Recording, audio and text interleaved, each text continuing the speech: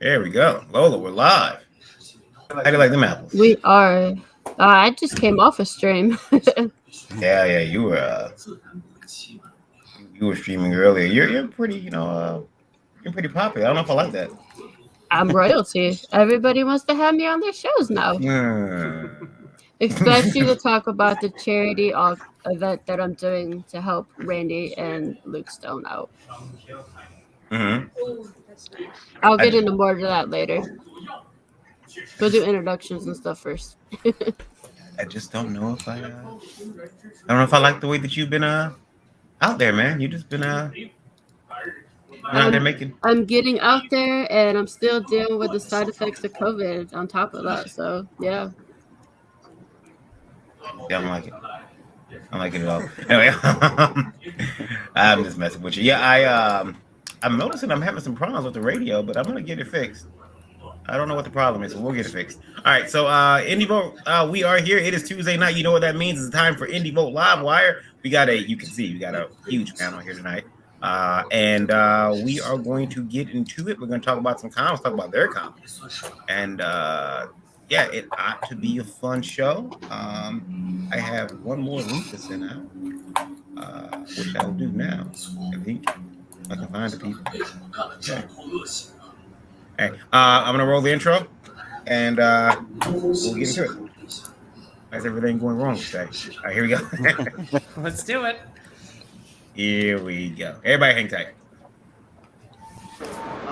And you, sir, are you waiting to receive my limp penis? Now, get your hands over there.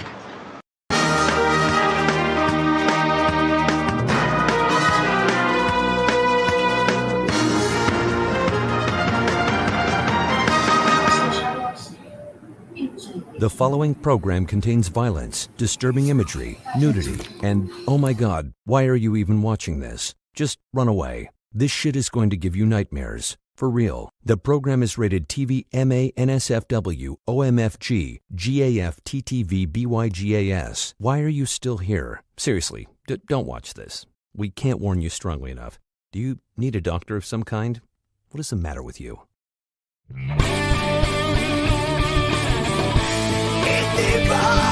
The difference is near. It's a revolt. The masses will hear. In the vote, let the people hear. It's in the vote. The boss starts here.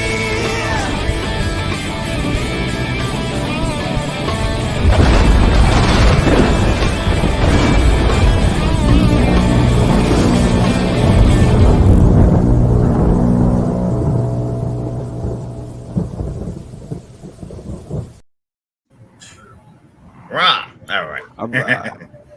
There we go. All right. So, how are you guys? Good.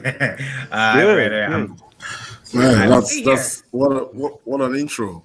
Thank you. It's very funny, but it makes a lot of sense. Very creative. I love that intro. Yeah, that was very great. Creative. I was digging it. That was dope. Thank you. We try to have some fun. Yeah. I am having problems with Indie Vote Radio right now. So if you guys are having problems hearing us on Indie Vote Radio, let me know. Oh no. I hear someone like talking in the background. Can that be muted? Either TV or something's being. There's nothing on it could be the radio here. I'm trying to fix it, but I don't know. Anyway, it's acting weird. But anyway, guys, listen, if you're listening on Indie Vote Radio and you can't hear us, please tune over to the Indie Vote YouTube, and I'll do my introduction real quick. I'm Varian Grand. I've been making comics since 2008. I'm founder of Indie Vote Media. Been making comics since 2008, and yeah, I pretty much I've been haunting the industry ever since. Joined as always by the beautiful Indie Princess. Hello, ma'am. How are you this evening? I am exhausted, but I am motivated. We got till tomorrow before 9 p.m. Eastern Standard Time to get into the fundraiser raffle. Every $10 you donate, you get your name put in the raffle. Items are still up for sale for the auction. And yeah, all proceeds go to help Randy Zimmerman and Luke Stone, who have been battling COVID for months. Oh. So yeah, that's what I've been working on. So I'm Paul Gomez. I'm a brand new writer and creator. I first created PTSD, and I'm creating Booshiboo Circus Mysteries, which is my second book in 3 months. And I'm brand new in the industry and trying to figure out things. Am I next? Are we kind of going down the tile here? All right. Well, How does this go? I'm Iron Liz. You might remember me from such failed internet review shows as Channel Awesome and Atop the Fourth Wall. I was on a website called Channel Awesome. I reviewed tabletop RPGs. I kind of went into the Comicsgate side of things because I'm remaking a comic, and this is my first time, so be gentle. But yeah, we've made a lot of progress, and I'm really enjoying the community. It's been great. So yeah, that's kind of who I am. Good old Channel Awesome. You know what's funny is that I found Channel Awesome very late. Like, oh, you did? When did you find it? It was like the last 2 years. I just happened to be going through YouTube, and it was like an old movie, and it was like, check out the Nostalgia Critic. He's going to talk about this old movie that you haven't seen in years. And I'm like, okay, let me see what this guy. And I started watching it. And then you know how YouTube is. It's like, it shows you all this shit. And I fall in love with everybody on there, right? Like, oh, these guys are awesome. They're funny. And then YouTube is like, after that, they're like, a secret dark history behind Channel Awesome. You know, Nostalgia Critic kicks puppies and eats reindeer meat. And it's like, yeah. What? Like, that was... Yeah. Well, sorry, I'm not trying to derail it or anything, but there was a big event that happened about 3 years ago where a bunch of the former contributors revealed a lot of misconduct that was going on with the website. So, yeah, it's quite the rabbit hole. So, yeah, I used to do tabletop RPGs. But... Wait till they do the unveiling of the behind the scenes Vindy Vault. Christ, there's Pops. Hey, Pops. Yeah, it's Pops in the house. So I adding Pops, it kind of jiggled things around a bit here. So we got we left off on Iron Liz, but I think that it was different. Was it supposed to be Renee next or Mark? No, I was on the bottom, but I can go. Okay, your turn. Mark, go ahead. Oh, it's me. Oh gosh, I should at least have my camera on. Hi everybody, I'm Irene Strychalski, and I am the creator behind the comic Fiendish, which is still funding on Indiegogo, Chapter 1 right now. I come from a history of working in mainstream animation and comics, but I got tired of that because I realized I wanted freedom, and I joined the indie scene, and I have been loving it so far. So that's what I'm all about. Book. I'm Thank still you. waiting on mine. I know you're doing the black and whites first, and you're doing the colors next. I know. Yeah, the colors I finally found a new printer, so that's some news I have. That's good news because I got the color one too. Yeah, you're getting your book. Update just posted today. No, I have faith because I saw Jason got his black and white, so I'm like, okay, she's fulfilling. Good. Oh yeah. I was not worried at all. I was angry at Mixum, but I was not worried about you handling your business. Oh yeah, I still feel bad, but what can you do? It was unfortunate, but yeah, I found a new printer, so things are moving forward. Cool. I'm still angry at Mixum. Me too. Quite. Who's next? What's up? It's Mark. I guess it's me. I'm Mark. I'm the creator and writer for Grave Robbers. We've been on Indiegogo for about a little over... Actually, no, I think we're coming up on the 1 year. We're still in demand. We've got about 19 copies left. It's a great book. It's a lot of fun. It was a lot of fun to write, letter, and work. Get it worked out and everything like that. Yeah. I think I'll go next. I think so. Yep, we're going all the way around. All right, Bryan Bracey here from Trippy Bull Comics. I am the creator of Kid Solar. We are currently on chapter 1, which is on Kickstarter right now. I believe there's 22 days left. I want to say we're 153% funded. We were completely funded in the first 7 hours, which is great because I am brand new to this entire comic book life. Like, I'm brand new, like first time creator. I'm so new to this. I don't know what I'm doing. You got this. Way up there. Yeah, we all jump in the first time. You just do it. Yeah. So. Yeah. Should I jump into the mix here? How you doing? Yeah. Should I jump into the mix on this? Or Did everybody do their introductions? Yeah, we're waiting on No, it. me we got and Peter 2 still more. have to go. Yeah. All right, go ahead. Okay. Doug. Okay. Am I next? I don't even know anymore. Let Peter go. I'll go last. Okay. All right, guys. My name is Peter Chisaba Daniel. I'm the founder of Peter Entertainment. We're a content creating company. We make stories, we make comics, graphic novels, animations. We currently have a Kickstarter right now. It's called Olaju, The Age of Origins. It's based off of the mythology, a West African mythology, about these ancient creatures that live in the forest millions of years before man. It's doing quite good. We're 95% funded. We have 20 days left. You can check it out. It's beautifully painted. It's a unique story. It has a story of its own. And we last year October we had a Kickstarter called Chayoma Koso de Jangura. Yeah, it's a story based off of East African mythology. And this is the really graphic novel right here. Yeah, this was 300% funded. People loved it. It was crazy. So we're into comics. We love telling stories. I'm an illustrator. I'm an animator. I love playing video games, and I love making new friends. Awesome. DarkGift. All right, yeah, my name's Anthony from DarkGift Comics.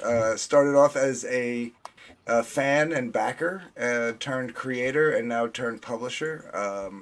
So under our umbrella, we have 3 books, one of them being Iron Wiz's Lightbringer Genesis, the main book that we're here to talk about today. The artist Vic King is in the chat.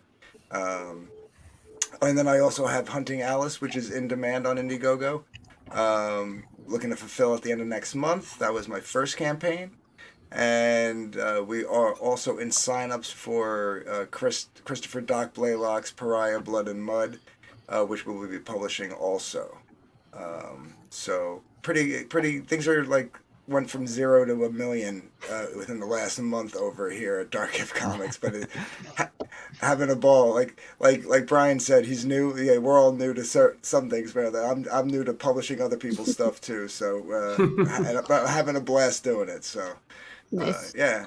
And nice to see some familiar faces and nice to see some new faces. So Yeah, that's what I was going to say. For those of you who don't know me, I do the same thing basically that Varian and Lola do. I promote indie comics. I got a channel. We do all different kinds of shows. Irene's been on it, Anthony's been on it, Liz's been on it, Mark's been on it. I see 3 new faces. Paul, Bryan, Peter, y'all join the madness. Okay, Yeah. I'm the founder of the Comic Related Madness on Facebook and CromCon. That's what I do.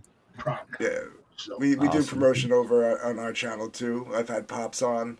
Yep. And we do our showcases and stuff just like you guys do. Not as often, like I'm doing the first one in months tomorrow night. But yeah, we do do news, the community news and stuff like that. So it's cool. fake news. Yeah. Wait, sorry. Who came up with that intro? Who came up with that intro?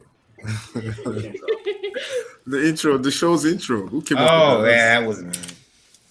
Okay. I can see how your mind works. Yeah, it gets All right. it gets late and I get bored. It definitely reels you in, though.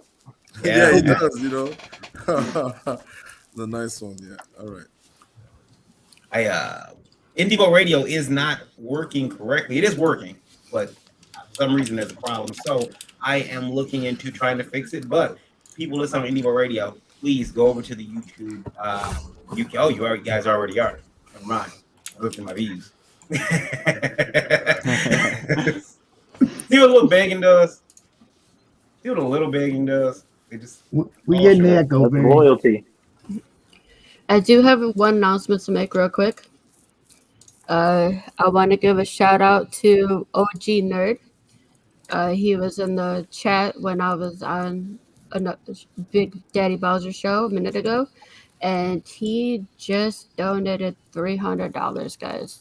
Oh man! Wow! Wow! Awesome! Wow! Yeah, Great. awesome. Very cool. Awesome. Let him know I got a light bill. And he's interested in really donating. He You ought to purchased just go ahead and send him a couple of pieces of them art anyway, Lola. He purchased the item that was for sale, and then I worked it out with the person that donated that item, and they're gonna be purchasing more from that person, and the money got donated to the charity. So $300 in total from OG Nerd. That's very cool. Thank you. Thank you. Beautiful. Appreciate it. Yeah. And if you want to check out OG Nerd, go to Instagram, and it's OG_Nerd. So are you guys ready to get into some questions? Some topics, basically. God, I hope so. All right. Favorite part of this show. All right, here we go. No. Everybody hang tight. Pops, you gonna do the reading? Eric's not here, Randy's not here. You doing the reading? Sure, I'll read it. All right, Well- here we go. Let's see. Come here. Oh, you're gonna drop that one on me, Varian. Okay. Zoop is opening its platform to everyone. 10% of your funds is the fee, same as Kickstarter and IGG. Will you adopt it? That's the first I'm hearing that they opened it up. I'm gonna go ahead. They are opening it up. They haven't done it yet, but they are. In the new year, they will be. Yeah, I'm Just going to heard go about ahead and this not answer too this long one ago. too. I have 2 projects that I plan on having, doing something early in the new year, and I'm going to have to see results. I'm going to have to see some kind of results. I'm going to have to see a lot of people there buying books before I think about using a platform that's new. I mean, they better get a lot of attention first and have a lot of buyers come around and jump on them early books that are on there so that the rest of you guys can see that it's a viable option. It's Now- about the fans. Are the fans going to be there? That's what Aren't most of the are they bigger promoting to the fans. aren't most It's of the also bigger been a projects trust made. issue. aren't most You of the know? bigger project coming to Kickstarter, like the ones from Boom and whatnot? Aren't those bringing most of the eyes to that platform? I mean, how's Zoop gonna keep up with all that? They won't. They're gonna need marketing, right? 'Cause Right. You already got And two. we're You not already got see- two that's what I mean. powerhouses. We're not seeing Yeah. it. We're You not got- seeing it to the fans. And if you're not marketing it to the fans, nobody's going to be there buying anything. Right, yeah, because you got like you said, you got 2 powerhouses with Kickstarter and Indiegogo, right? They've already kind of cornered the market on crowdfunding when it comes to projects like this. So to kind of even get in to be like number 3, not even to beat them, they're gonna need some marketing. Or some kind of hook? Yeah. Well, they can't- Indiegogo is they so can't. different than Kickstarter. The way they're different is, you have that funding that's constantly continuous as opposed to the Kickstarter. But Kickstarter's got that base, and I don't think Zoop will have that for anytime soon. Like anything in economics, you've got supply and demand. So if they're competing against a marketplace, what do they bring unique to the table? Right. That's It's what I'm honestly saying. the first that I've heard about them. So I guess I don't even know about who they are. So Like I said, they're not marketing to the.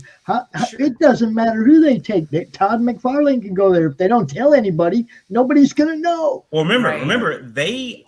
they're only comics. They only crowdfund comics, so it's not like you're fighting with people making bites or. Well, that changes other things a little. I mean, Well, the biggest problem I think that I have with it is that I heard about it, I think, 2 days ago, and I have no idea what it even what it even was until I saw the stuff with the crowdfunding.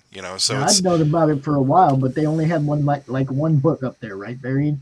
Yeah, at the time. Well, yeah, I think at the time they And had. they had one book up there, and it had like 2 backers, but it had like $20,000 or something behind it, and it was like it looked shady from the get go. Not suspicious at all. There was one book that I seen that was on Zoop, and the only reason I didn't back it was because it was on Zoop. It looked good, but I wasn't familiar with Zoop that much, and I was like, I'll wait till it hits, Kickstarter, Indiegogo, because if they're not having any success on Zoop, they'll probably just go to Kickstarter or Indiegogo. Okay, I'm sorry. pretty sure Sorry, Kickstarter my and bad. Indiegogo are lower than 10%. So Yeah. there's that factor. That's a big thing too. If you unless Zoop is also adding this, but I don't know. Is that 10% including the credit card fees? Because if you take the 5% in the credit card fees, you hit about 8% on Kickstarter and Indiegogo. Yeah, I think so. Yeah, I think That's it's still including. lower though, and with like thousands of dollars. I'll bring up the information in a minute. I'm looking for it right now. Okay. I think the problem with Zoop is, besides from like getting people's eyes on it, it's a trust issue. Like the reason a lot of indie creators left Kickstarter is because they were, censor happy, and that's why people are trusting Indiegogo right now, because we know, at least for now, they're not kicking indie creators off and playing games with people. So okay, guys. I don't know this platform. I don't trust them. I'll be very honest with everyone. This is the first time I've heard of Zoop. There you go. That seems to be going around. I understand that. Yeah, it's the first time. It's like you got to market this. I'm trying to find it online right now. Yeah, I didn't want to say nothing. Is it Zoop? Is it Zoop.com or Zoop1? I think it's Zoop. Hold on, wasn't it weird like Zoop dot GG. Zoop. I think it's http://www. I just mentioned that's a terrible name. Zoop. Yeah, Zoop is too much like poop, and it sounds like poop, and it smells like poop, and until they prove something to me, I can't advocate. Oh, it opens up with lots of. Okay, guys, I'm going to share my screen and show you the rundown of it. All right. Oh, okay. Let's take a look at Zoop. Okay. Yeah, I didn't want to say nothing because I'm new, but I've never heard of it in my life. I've heard of it, like I knew they existed, but I heard it was like a closed platform. You had to like apply to get on or something. And it was, Really? yeah. Right. So Yeah, that wouldn't work. So what does it say? Let's get to that. For campaigns like this, there is a flat fee of Zoop of 10% of the campaign funds. Platform would it include? All right, so that is including the credit card processing fee. So it's just platform fee, the credit card processing fee, a weight-based shipping calculator, a pre-campaign page creation, including email sign-up form, campaign page creation, light campaign administration, fielding inquiries, posting updates on the campaign, emailing out your supporters, charging of all supporter credit cards, a spreadsheet, pledge management and delinquent charges assistance, and support and promotion from Zoop social channels and email blast. You know what they could do if they were really clever is if they were to this is the first I've heard of them. They're opening it up to all audiences or whatever. They should make like a grand unveiling event where where they showcase like a dozen different, really kind of cool, high quality people. And then once that goes off, then you can see, oh, wow, check out these people that are featured on Zoop and, reach out to the community, build some bonds a little bit.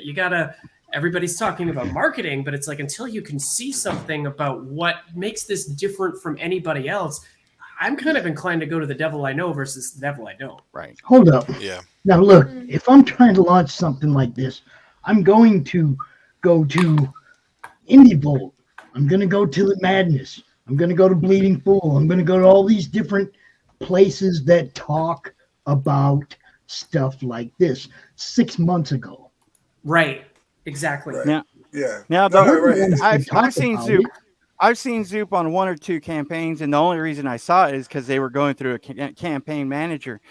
And like I said, the reason I wasn't comfortable backing that campaign was because I was not familiar with Zoop. I'm used to Kickstarter and Indiegogo, but where's Zoop? Who's Zoop? I will say the one thing that I do like about what I just read here, though, I gotta say, I mean, again, I'm not trying to advocate for them or anything, but so okay, it's 10%, so it comes out to like 1 or 2% higher than Kickstarter and Indiegogo, but it's a flat rate. So like with I've never done the Kickstarter, but on Indiegogo, they take the credit card fees out with each transaction, and then they take their cut out when they go to give you your money. Oh, that's a good point. So this is 10% right off the top. You don't have to, so what you see is what you get when you're looking at your your funds, in the back, in the where you build your campaign, in the private part where so that's kind of nice. I'll give them that. Other than that, I don't know too much else about them except for what we're reading here. So, okay, do they? They don't have anybody like what's the out success there rates? advocating for them live, going on shows and saying, "Hey, this is what we're doing," and being transparent and talking about it and taking questions. They got nobody I wonder promoting if they'd their be interested in actually Well, doing that, though. Like the if they could founders get, like, should a be rep out there. Yeah, They got nobody promoting it. Okay, The president of the company should be out there. They don't feel they have to be. I mean, they they went out there and they had all those big names at first. Remember, they had big name creators doing that when they first launched, and we couldn't get in. It made everybody kind of want to be over there, but you couldn't get in. I got another question just to rile you guys up even more. Another topic. Uh-oh. Rile you guys up even more. Make you less friendly to each other. Ladies, I want to apologize. You may feel a particular way about this. By the way, DeAndre joined us during the wait. DeAndre, are you there? Yeah, I'm finally here. If you guys can hear me. Yeah.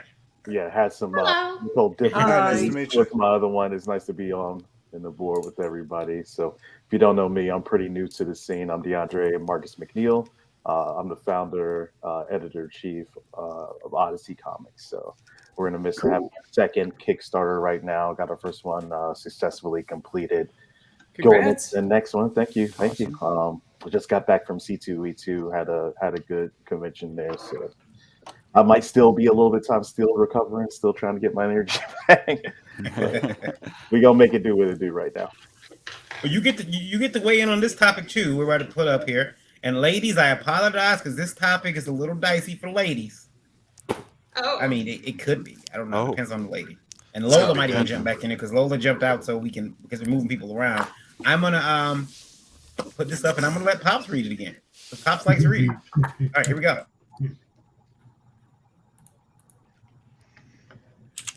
Holy shit.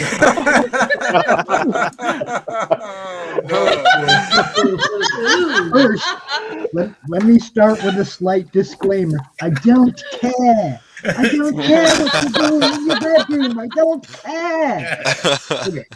Casual inmate hookups. Intimate. Cons with your It's a pretty massive distinction. No go or go home. Pops, that was intimate, not inmate. It's inmate. That becomes a whole different thing, Pops. They're cons. It's inmate. Con in a jail, two different. Yeah. Fair enough. Orange is the new black. Look, nobody cares. Yeah, you don't think so? I Only mean, people that care are the people that are either jealous or are going to use this encounter against you later. I was just going to say, it's 2021. That's a no-go for me. Hey, I think... Personally, everyone's a consenting adult. Who cares? But exactly. But it is a bad look professionally, I would say. Yeah, as long as we're not having any Eric Esquivel incidents, I think we're all right. See, I'm reminded of the old phrase, don't dip your pen in company ink. Mm-hmm. Like, don't poop where you eat. Company, that's your fans. Well, your brand and you yourself are your own. You are your company. So You just got to make sure you do a good job. all it takes is one nasty like breakup or miscommunication to have that That's what I'm person saying. burn down everything you put. So That's yeah, a great point. Think Don't before do you that. think. You know, that's. I mean, just think first, because you don't know, that person might have an ulterior motive. Don't go to the con looking for a hookup. Don't go there looking for that, because not the best dating pool. Pops, Just saying. It's like I said, it's 2021. I'm staying away from that hole. It's probably Pops, I want to be there with you. I do. But the other day, someone posted a picture of a cosplayer, a Starfire cosplayer. Oh, jeez. And I thought to I sent the picture to you, Pops, and I said, I'm married. And I probably risk it all. And I knew then, when I showed a picture to my wife and said, look, I need a hall pass. When she said, damn, I knew then that she understood. She understood what I was going through. She understood. I'm going to share that picture with you guys right now. Wait, but was the hall pass Now, there's signed a by lot her of or new no? creators here, right? Jesus. I mean, guys, could you understand why I felt the way I felt? Yeah, I'm feeling a little something. Okay. I'm gonna just go. What? Bam! Bam! I would do it. All right.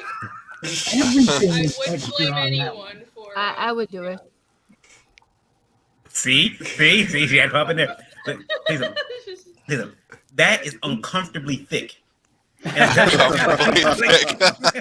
don't think so. I don't think so. Extra in all the right places. Bam! I would probably, but I don't condone hooking up the cons. I don't. I mean, unless you brought the person, you brought them. That's fine. You brought them from home. So there's a lot of new creators here, right? I mean, how many cons has everyone really been to? I've only been to one. So I mean, I've been doing cons since I was 17. So yeah. I'll be that guy to say I've been to none. As a creator, yeah. As a creator, none. Yeah. As a creator, none. I've done a lot of cons myself, but I think part of the thing though too is that like if you want to hook up at a con, you know, the odds are good, but then again, the goods are usually odd.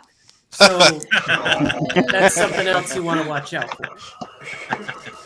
I think cons are the best places to hook up though. Like I said, it's not the best dating pool. It's the best place to hook up. You think so? I mean, there are Yes, cons because you that meet people exactly like you. So I think it's the best place to hook up. There's also it depends on the convention. Like Dragon Con takes place in Atlanta. It's notorious for just being like basically an orgy party, and I avoid it for that reason. But some people are into that. Yeah. You'd say that was Dragon Con? I don't. Yes. I mean, what's the date on Dragon Con again? You gotta write that down. I need a pen. No. Dragon Con. Is it spelled how it Georgia. It's like Dragon Con, aka Sex Fest 2022. Okay, I want to ask some questions. Sorry. Hold on a second. When is the next Dragon Con? You need to know this for reasons, you know. Yeah, fine. All right, I'm sorry, Peter. Go ahead. I cut you off. Might want to notify the CDC All right, of the next super spreader event there. All right, the Zoop. Do you have to be like in the network to back a project? No, it won't be open to us for another week or so. They said. No, I mean like before the new they're revamping. Is it? Did you have to be in the network before you back a project? Like no, I don't believe so. Project. Okay, because I see some really cool projects there. You know, it's weird. So why did they decide to have like a closed network? I don't know. I think people want it. for VIP projects or something. Do you remember Google? What was it called? Google Plus. Remember how they gave it to certain people and then we all wanted it because we couldn't have it? I think that was their plan. Create this little closed network, make everybody want in, and then open it up to everybody. But it didn't work out that way, right? Not for Google Plus, no. It didn't. No. I mean Zoop. Well, we don't know. Next week they open up everybody. We'll see how it works. We'll see. Well, I mean, it hasn't worked that way because they didn't promote it like as y'all are going to be able to be part of this once we work the kinks out. They didn't make it like it's going to be for everybody. they just like made this little website and went, everybody go look at this little dumb shit, because that's what it looked like, little dumb shit. Okay, Yeah, one but or you two know, books there, Kickstarter nothing didn't, happening, and it Kickstarter was didn't like, need that. Yeah, you know, Kickstarter they didn't have yeah, nobody out there talking about it. They could have paid me to promote the hell out of it. yeah. You know, You know, they didn't have nobody out there talking about it. How's anybody gonna know about it? I gotta go see what Jake's status is. I think he's trolling me on Twitter. yeah, Kickstarter didn't need that because everybody goes there, so it became Yeah. popular, very popular.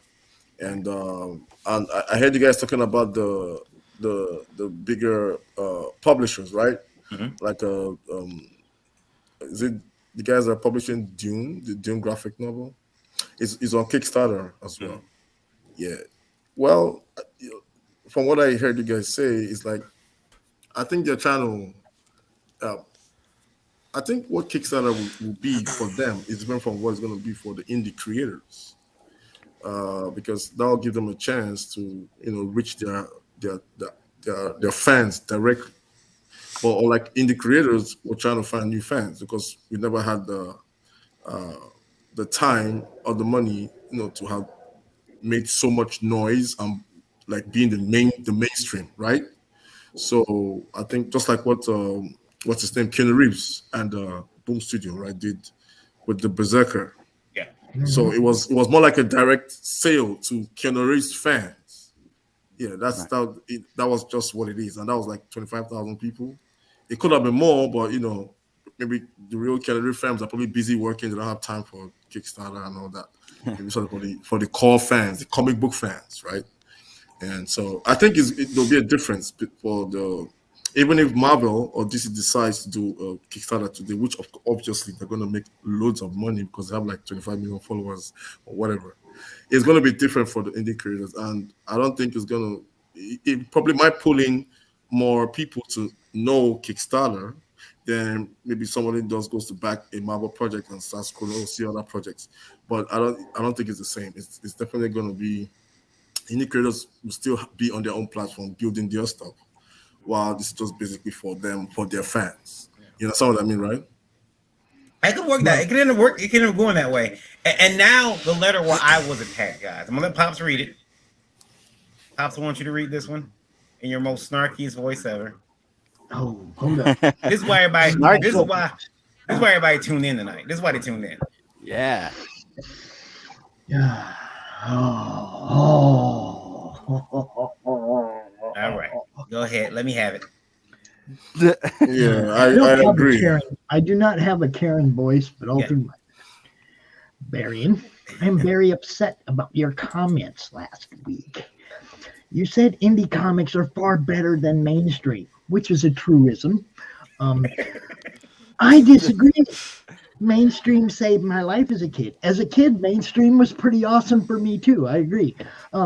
I'd go to the comic store every day and escape the touch of my stepfather. Too much information. Thank you. Thank you. Too much information. Thank you. Seems a bit personal. Marvel, DC, and Did Image. she really let's say just leave that her Dark stepfather Horse out touched like her? They didn't do nothing. Yeah. Yeah. Hold on, Pops. Did she really share with everyone that she was touched by her stepfather? Yeah, but I mean, I just tried to gloss right over that because that was like, what a attention whore. I'm sorry. Try to act like it didn't happen. Now, I mean, now, if it see, happened, this is the it's part sad, that bothers but- me the most, though. Marvel, DC, and Image raised me. Oh, but Dark Horse is your wicked stepbrother? What? Dark Horse was there. Veritic saved me. Too. Oh, you just forgot about them, right? Because you're not all inclusive. I get it. Chaos Comics raised me. They raised me and kept me safe. Apologize now. Wait, is this a real person? Now this is right at you, Varian. This is directed right at you. And do you care to comment on this, sir? I do. I've thought about this since I got the email Sunday night, Monday morning. I thought about it, have a long time to think about it, and I prepared a statement. Uh-oh. I prepared a statement. And it goes as such. Are you ready? Yeah. All right. How dare you? That's what she gets. How dare you? How dare you?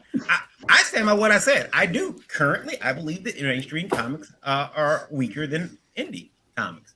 I just, that's the way I feel. I see people putting their heart, sweat, blood, tears into creating their books, and I feel that they're better than the mainstream, which are done for a paycheck.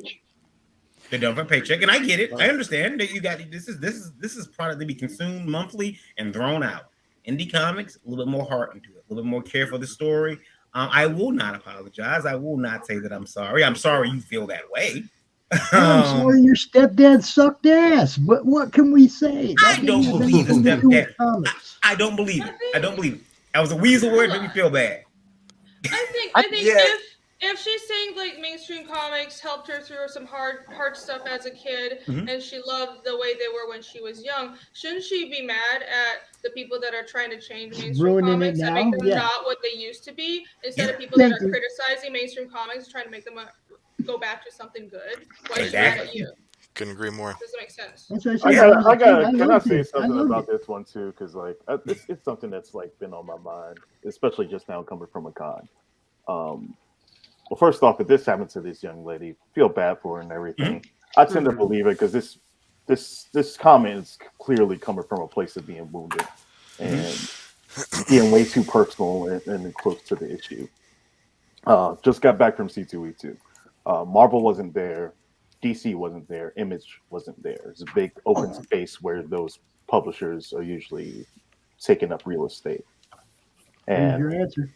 Right other there. than the capacity, I can't say that they were missed. Con went on, no problem.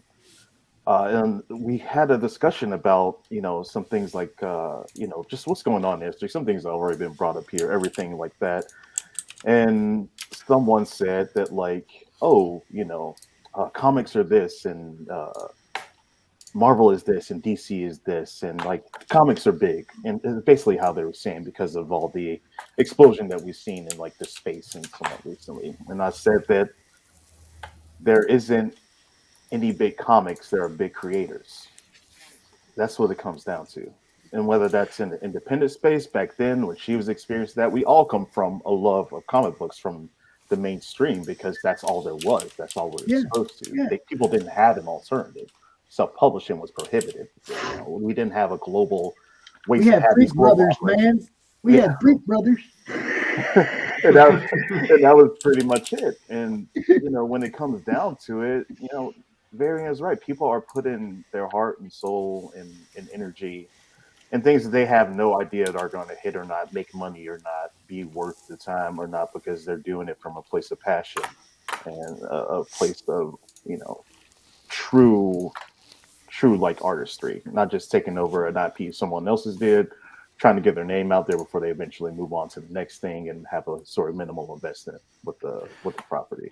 So I think when it comes down to it, I kind of agree. Like it's not that like every single indie comic book is going to be better than in every single like mainstream comic book. That's not the case. It's not a complete like apple to apples comparison. But I think there's two subjects here. I mean, she talks about the local comic book store, and nowadays there's a lot of comic book stores that are picking up indie comics, so that's not really something that she should complain about. I mean, I sold my comic book so many to titles, like though. 20. They got a choice.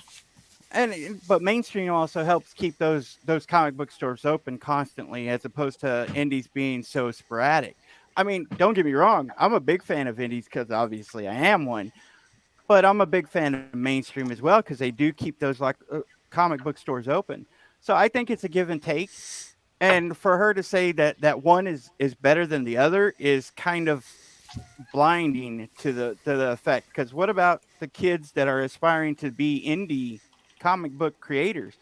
I've only been to one con, and at that con, I talked to several kids that said, "I want to be like you making comic books," and that's amazing. We'll be canceled in the morning. The bottom ticker. Well, here's what I have to say about it. Like, okay, so if this is true, I obviously feel bad for her, but from being on Twitter the last 4.5 years, the cynic and jaded side of me is like, I think that's just a way to try to get at Varian.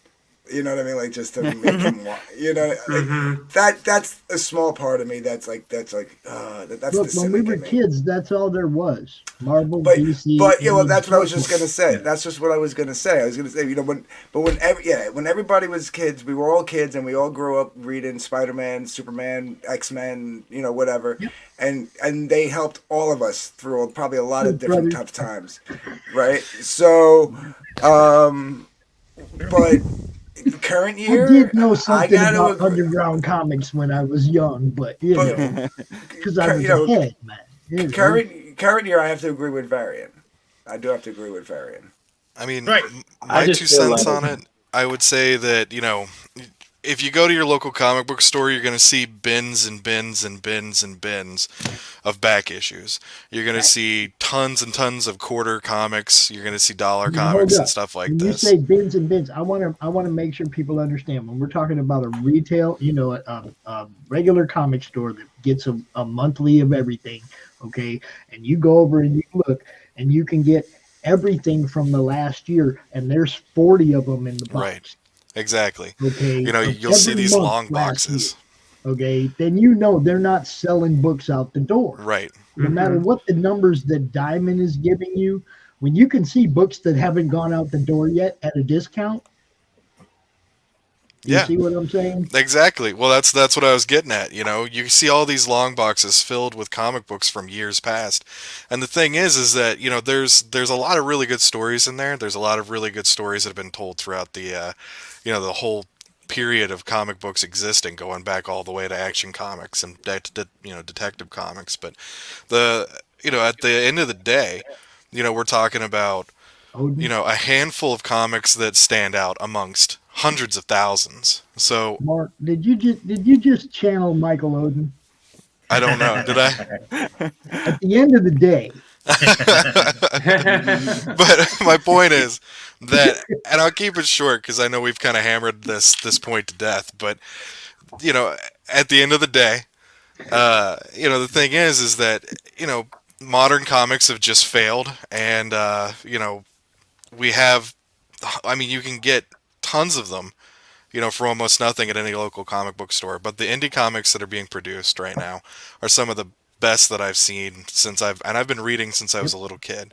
You know, the last book that I got was Sunsworn by Red Gaze. His book, fantastic. His book was fantastic. The comic book was fantastic. And I've gotten tons. I've backed probably 100 projects, and every single one of them I've enjoyed. I'm up close to 200 projects. I thought yours was closed, man. You said you have 19 issues left? Yeah, I got 19 books left is where I'm at. I totally thought you were closed a long time ago. I'm going to have to jump on one of those. We do have the Mike Oden shirt when he came. Whenever Mike comes on, I always put the shirt up. Oh, maybe I did, because I think I did say the thing is, and I said at the end of the day.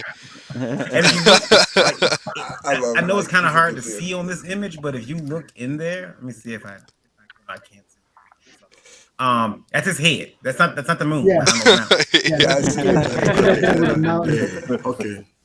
Pick up your at the end of the day shirt for $25. Like his sun shining. Well, for me though, I'll be very honest. I think indie comics, indie creators,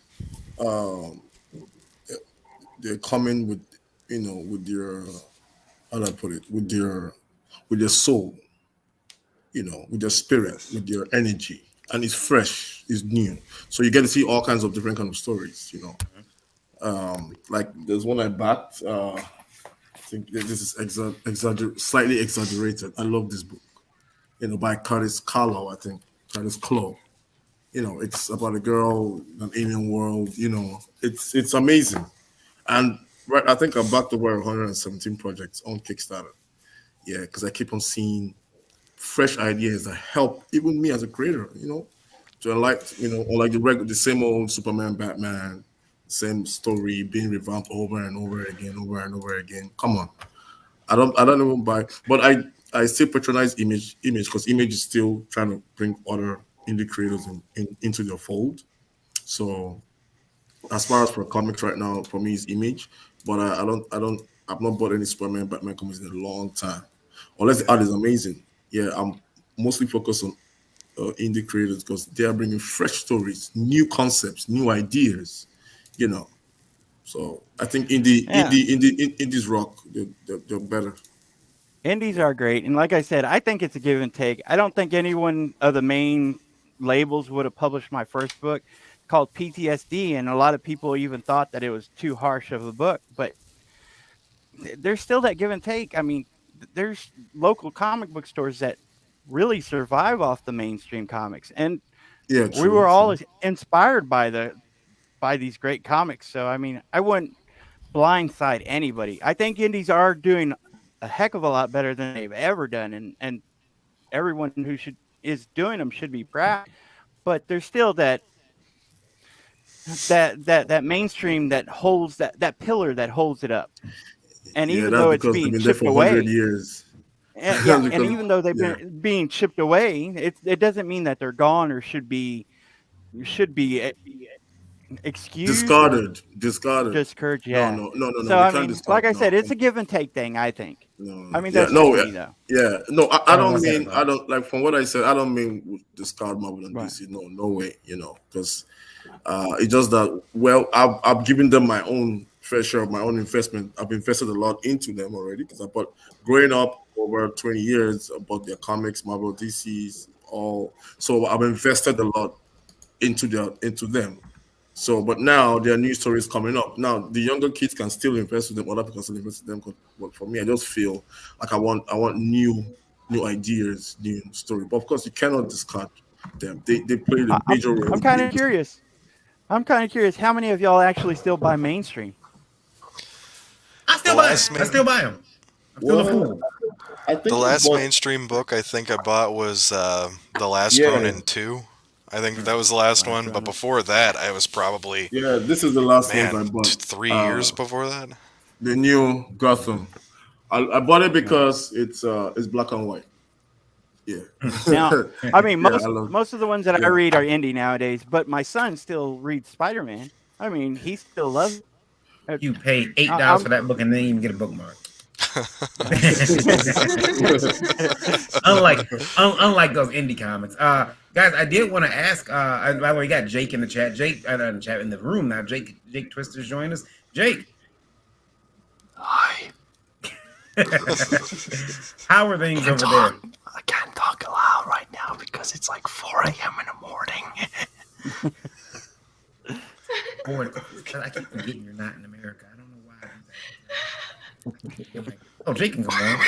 I can't fucking make an excuse. That's crazy. Is this going to turn into a horror film? Yeah, Jake, where are you at? You're in I feel like I should be paying $9 per Where minute. are you, in India? Yeah. No, I'm in Norway. Oh God, the trolls are gonna get him. The trolls will I'm, get wa- him. I'm waiting for my phone to ring and have it be the cops going, the call's coming from inside the house. Your comics are coming in 7 days. Sounds like Batman's in Norway. Yeah. Jake, have you I have a question for you too. Have you seen No Way Home yet? Oh, really? No, I have not seen No Way Home. I mean, I think you guys have it already, right? But I've already known the spoilers for like a week now. I've seen the leaks, so it didn't surprise me. I like talking to people, all my friends in the UK who've seen it. They're like, I've seen it already, man. It's okay. It's a good movie. You'll like it. No, but I know the plot, and Couldn't I know even who lives and dies and all that stuff. You So couldn't it's even all stream it fine. for a brother. You couldn't even just hook me up. I see. That's all right. I'll go to the theater and see it. Guys, we're gonna get into some campaigns. I'm gonna pop out and I'm gonna bring the Indie Princess in because she's much prettier to look at than I am. And then I'll bring Pops in too. And then Jake, are you sticking around? Or I know you can't really talk, so. Well, I'm supposed to be asleep since it's my birthday and shit, but It's your birthday? Oh, birthday. happy birthday, Jake. Happy birthday. yeah, Happy birthday, I've officially committed suicide on Twitter. I've joined Club 27 and everything. So Yeah, you're on yeah, because I mean I'm looking at your Twitter right now. Pretty much nuked that, huh? All right. The 27 Club. Good You're gonna reference. be in trouble tomorrow. I thought I was canceled. That's you.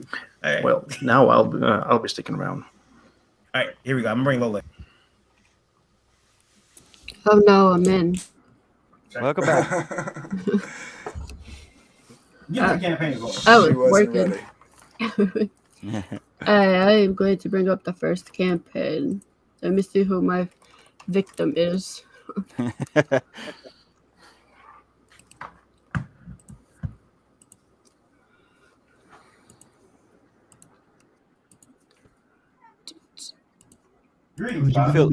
I feel like we're spinning a wheel. Who could it be? Dun, dun, dun, dun. Woohoo! Oh, it's mine. So tell us about it.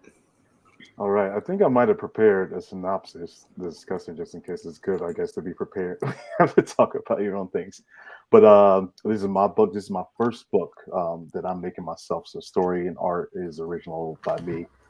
This is The Legend of Thunderguard. It's a unique spin on the barbarian hero archetype that explores themes of oppression, violence, and personal trauma. The story's undertones are balanced with lots of humor, heart, and thrilling action. It's like Venture Brothers meets Masters of the Universe. And it follows the story of Thunderguard, an exiled champion still struggling with the sins of his past.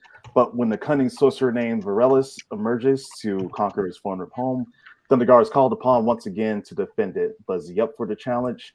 He'll need help and most unlikely allies as he seeks to save his world from evil and restore his own honor. So that is the general synopsis of the book. So definitely for sure, it's in the vein of 1980s inspired stuff like Masters of the Universe, a lot of Walt Simonson's Thor in there, Conan the Barbarian, Thundar the Barbarian, of course, which is the title's play on that namesake. But trying to look at it in a different light and talk about some, pretty serious issues, but have some fun with it at the same time. So right now we're just about 71% funded, I believe. And we just launched a few days ago. So we're doing well. We can still use some support going through. Not quite sure what it is, but Kickstarter has us pretty suppressed in the listings despite the early success. So it's probably going to take more of a grassroots effort just to get to the last little bit. And it's also a pretty tough thing for me to market because talking about too much that goes on in the story is going to ruin a lot of surprises. But very much so, if you're looking for something that's going to be like a little bit different, it's going to bring all that action. It's going to bring some of that sort of classic comic book storytelling, but with new spins and like fresh takes on it. And then this is probably going to be something that's interesting you. Are you doing the coloring too? Yeah, the colors are all mine as well. Cool. I like your lighting. Good. Like, yeah, the lighting is something that I damn near break my eye patch. Try to get all the render.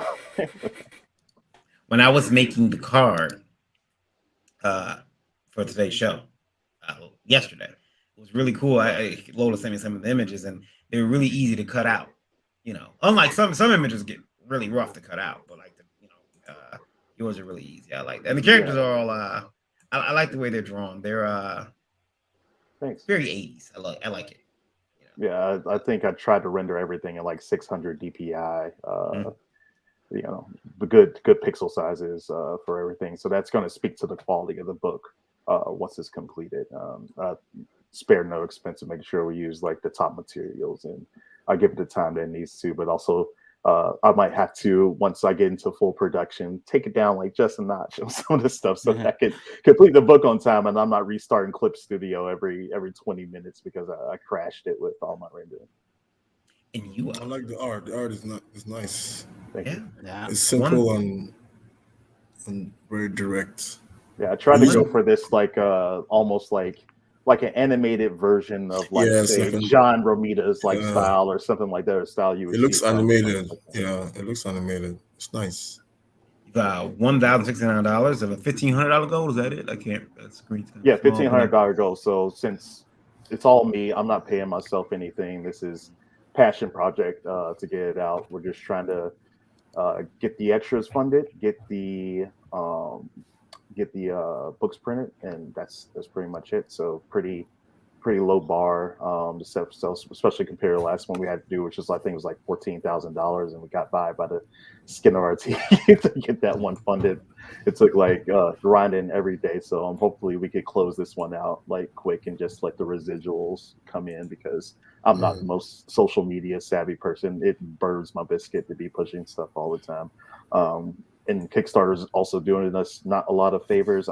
We all know like what sort of books they like to push to the forefront. So when I'm doing a book that's about a blonde hair, blue eyed, muscular hero that's not exactly like on brand for a lot of things, they kind of keep it down in the listings and not really out to the forefront like they do with some other things. But the story also plays into that as well. And I couldn't reduce it to something that would be almost pandering in a way, just to make sure it did better. Like, it's not that big of a deal. Now this is over on Kickstarter, so everybody watching this video later, make sure you pop over there. You got 30 days. Yeah, I got 30 days. We should be able to get it done, but if I could get it done in the next couple, that'd be all the better. Yeah, I think. And now is this shipping worldwide? Yeah, we're gonna ship worldwide, so I'm gonna try to do the thing. I got a corporate UPS account, so yeah. I'm in a lucky situation where I get pretty favorable rates. It's gonna be hard for a lot of indie creators to beat, and allows me to do world ship and everything like that. I've been telling people that for the longest. Get a corporate account. Go ahead, get that LLC. Get a corporate account. When I started Liberty Distribution, there would be no Liberty Distribution without that corporate account.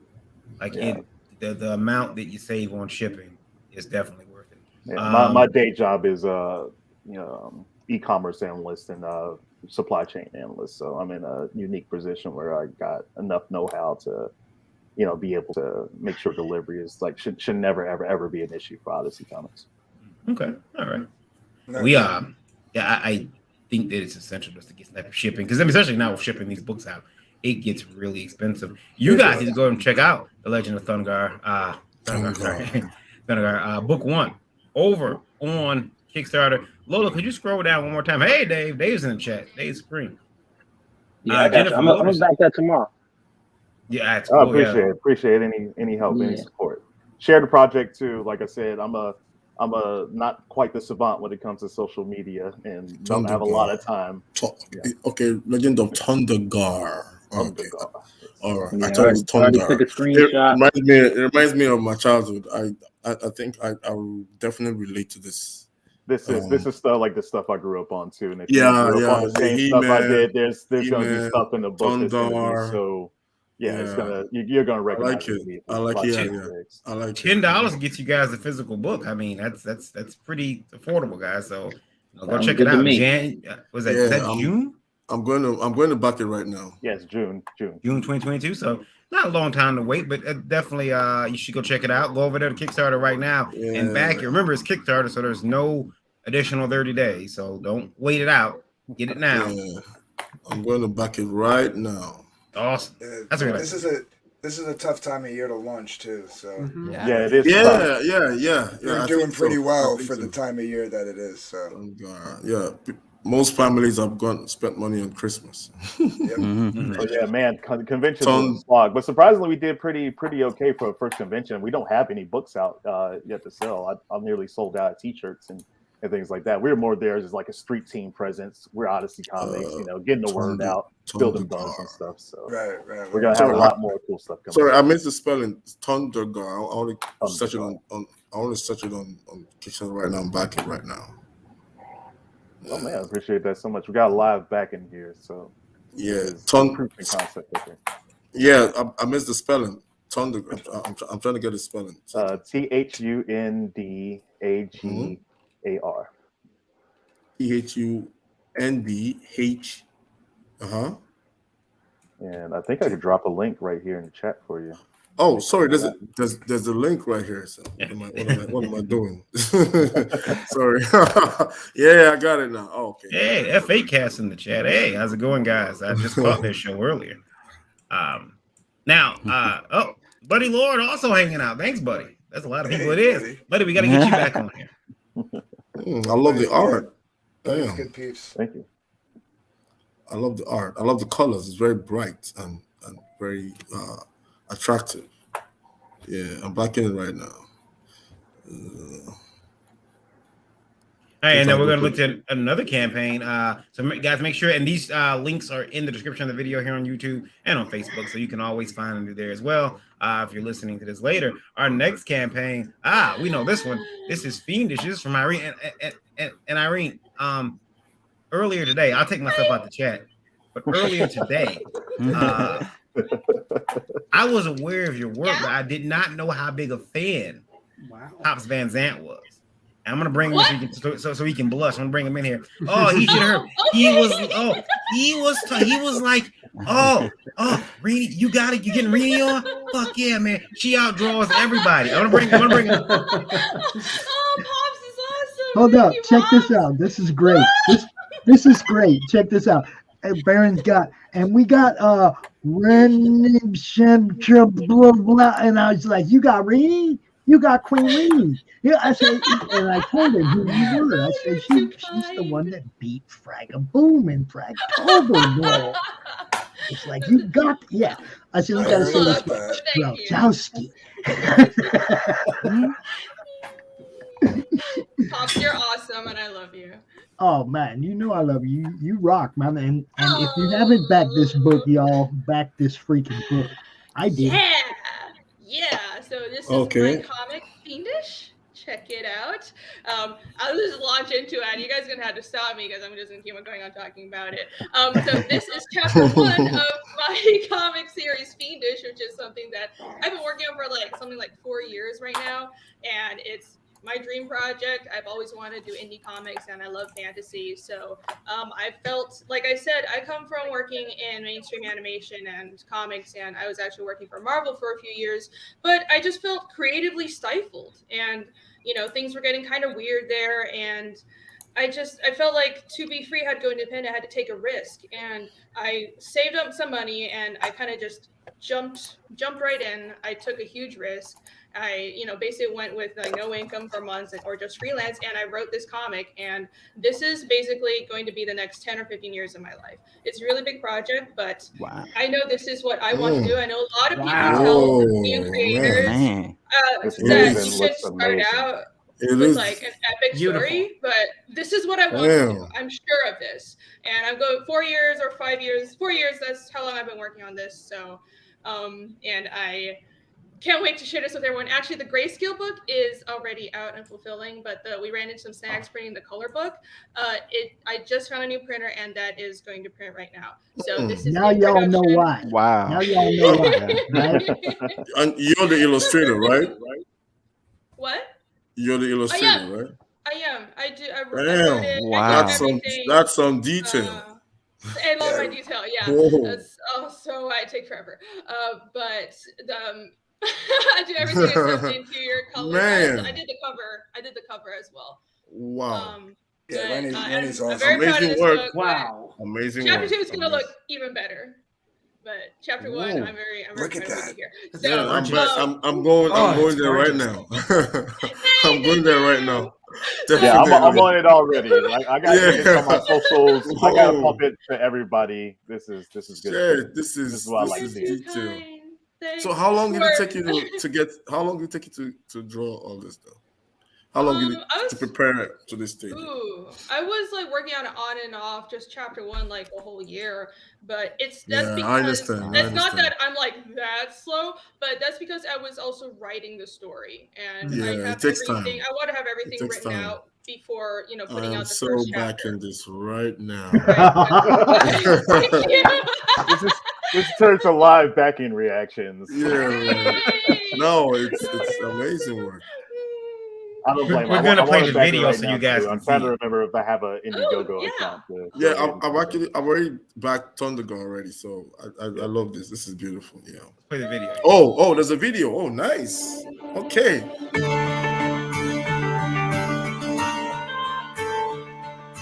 Nice.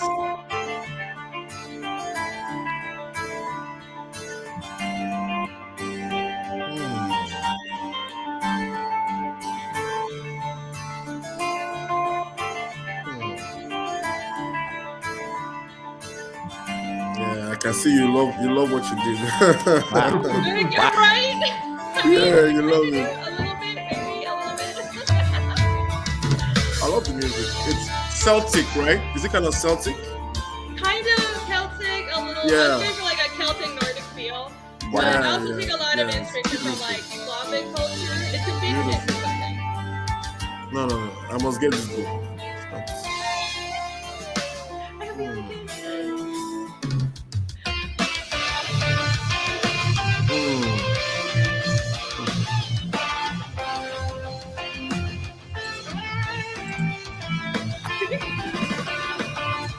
Just needs the Phoenix down. That's all. Fiendish. Like being evil, right?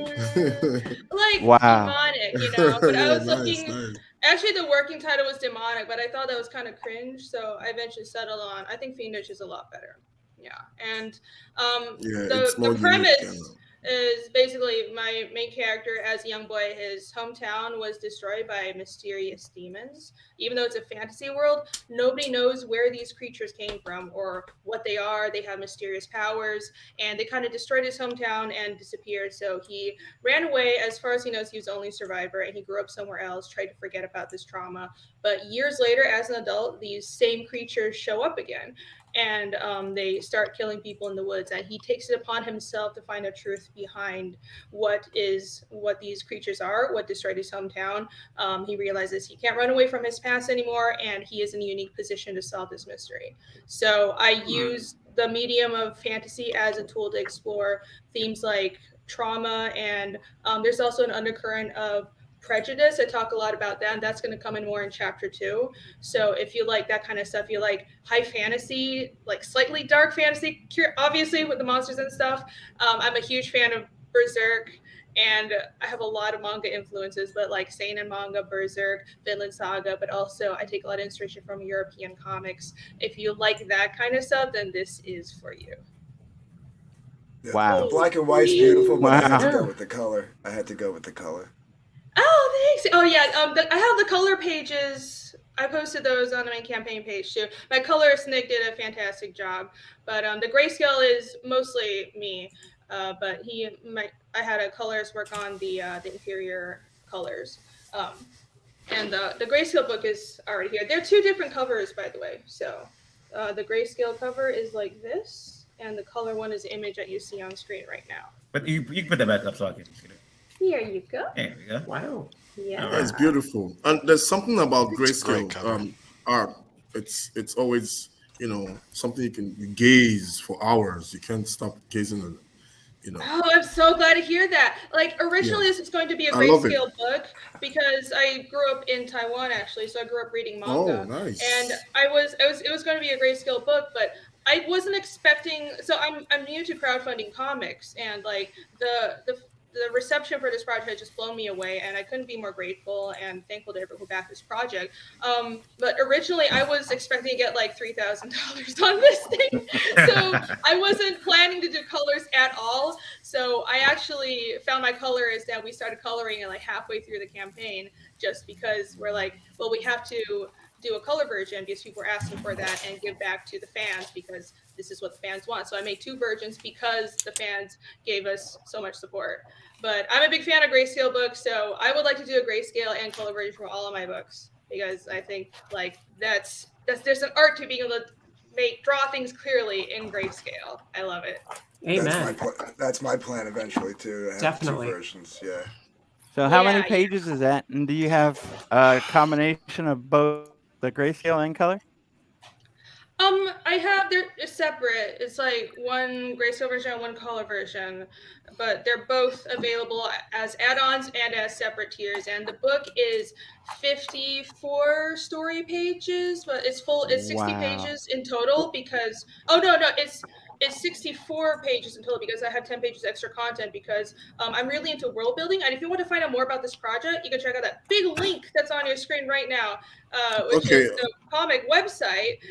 As I'm an insane person, I have a world map. I have a language that I built for the story. I have species. Wow. I have a pantheon, and I have a magic system that I don't have on there yet, but I'm withholding it until chapter 2. So I'm pretty serious about this in case you can't tell. Yeah. No, the art shows how serious you are. And, okay, I want to do the $35 tier. Is it the one I get the other one? The what do you call it? I get both the black and white and the color. Oh yeah, get whatever you want. You can, if you get either the grayscale or the color one, you can get the other version as an add-on too. Because I have an Okay. add-on. Yeah. So it doesn't Yeah, matter. I love, You can back I whatever love you the like. gray. You might have to make a special tier just for me. I'm looking at having a lot more table stuff at the next con that I go to, and I've been looking for like really, really dope independent stuff, things that we can help like promote and market. Yeah, and, this is like, beautiful. So Nice. cool. I Great, do great, have great retailer job. bulk tier at the bottom, so you I can get see 10 that. books. Yeah. Yeah, I and see it. you I get see it it. for I a see it. discount if you really are into collecting and stuff. So that is Wow. available. Great Yeah. job. Great job. Yeah, I love this project, and this is just chapter Oh. 1 of a much larger project. But I think this is like it's a really action-packed, intense introduction. Chapter 2 is more about like characters and the world building. But I want to make a really strong impression with the art and with the style and with like the designs for chapter 1. So it's like it's a big fight scene. You're introduced to Casimir and most of 3 out of 4 of the main cast, but there's an undercurrent of like some of the mystery and some of the world building in the background that you're going to definitely want to read more to find out about going forward. Oh, I think I got both copies. I got Air, and then I think I did the add-on for the black and white and the standee. The comic's so nice, he bought it twice. Cool. Thank you. Yeah, I have like the monster standees as well. I have a few add-on items. I'm pretty proud of these. Ooh. Wow. Yeah, I seen that monster last night, and that was nightmare fuel. I was like, I'm not gonna study it. I'm not gonna study. I'm just gonna post it up here. I'm gonna cut around it. Thank God for Magic Lasso, Magic Wand. I did my job. Yeah. hell of a job, yes. Well done. Yeah. If you had told me this always- was like the 50th like campaign that you did, I would believe you just due to the level of polish on it. That was awesome. Yeah. That's Well, I've been doing comics for a really long time. But I'm not like a 30-year veteran. I mean, I'm not that old, but I did start rather young, and I actually went to school for comics, so I've been doing this for a while. And working in I kind of bounced around a bunch of different publishers and industries, realized that going independent is what I want. And I love the community here. I love the people. I love the spirit. I feel this is where the innovation is happening. Amen. And I want to be part of it. Absolutely.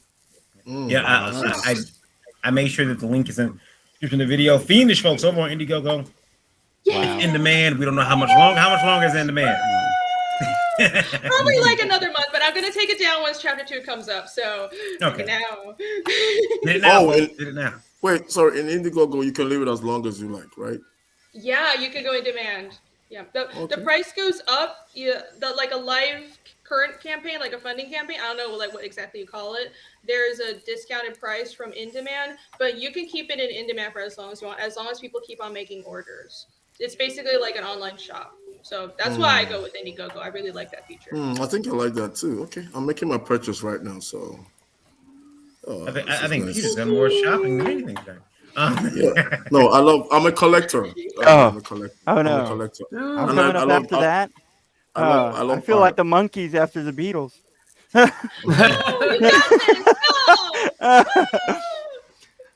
All right, so this go on is there my before. project. No one cares about your feelings. Yeah, right. This is my project. It's called Booshiboo Circus Mysteries. This is my second book that I've got coming out, and I saw that one. Yeah. My first book, it just came out about 2 months ago, and it was fully funded, fully fulfilled. I sent the last book out last week, so I've gotten all that done, and I've got 4 days left on Booshiboo Circus Mystery. It is what I call Scooby-Doo meets Criminal Minds, if you will, kind of with the characters built. A Walking Dead kind of meets Dawson's Creek kind of element to the character building. So it's a very different spin on mysteries and with that circus atmosphere in the background, and it follows 3 apprentices in a circus and how they're dealing with everything, including life and love and but mainly the mysteries and expedites of all these adventures that they're about to go on. I love the art. It's Yeah. detailed. Very detailed.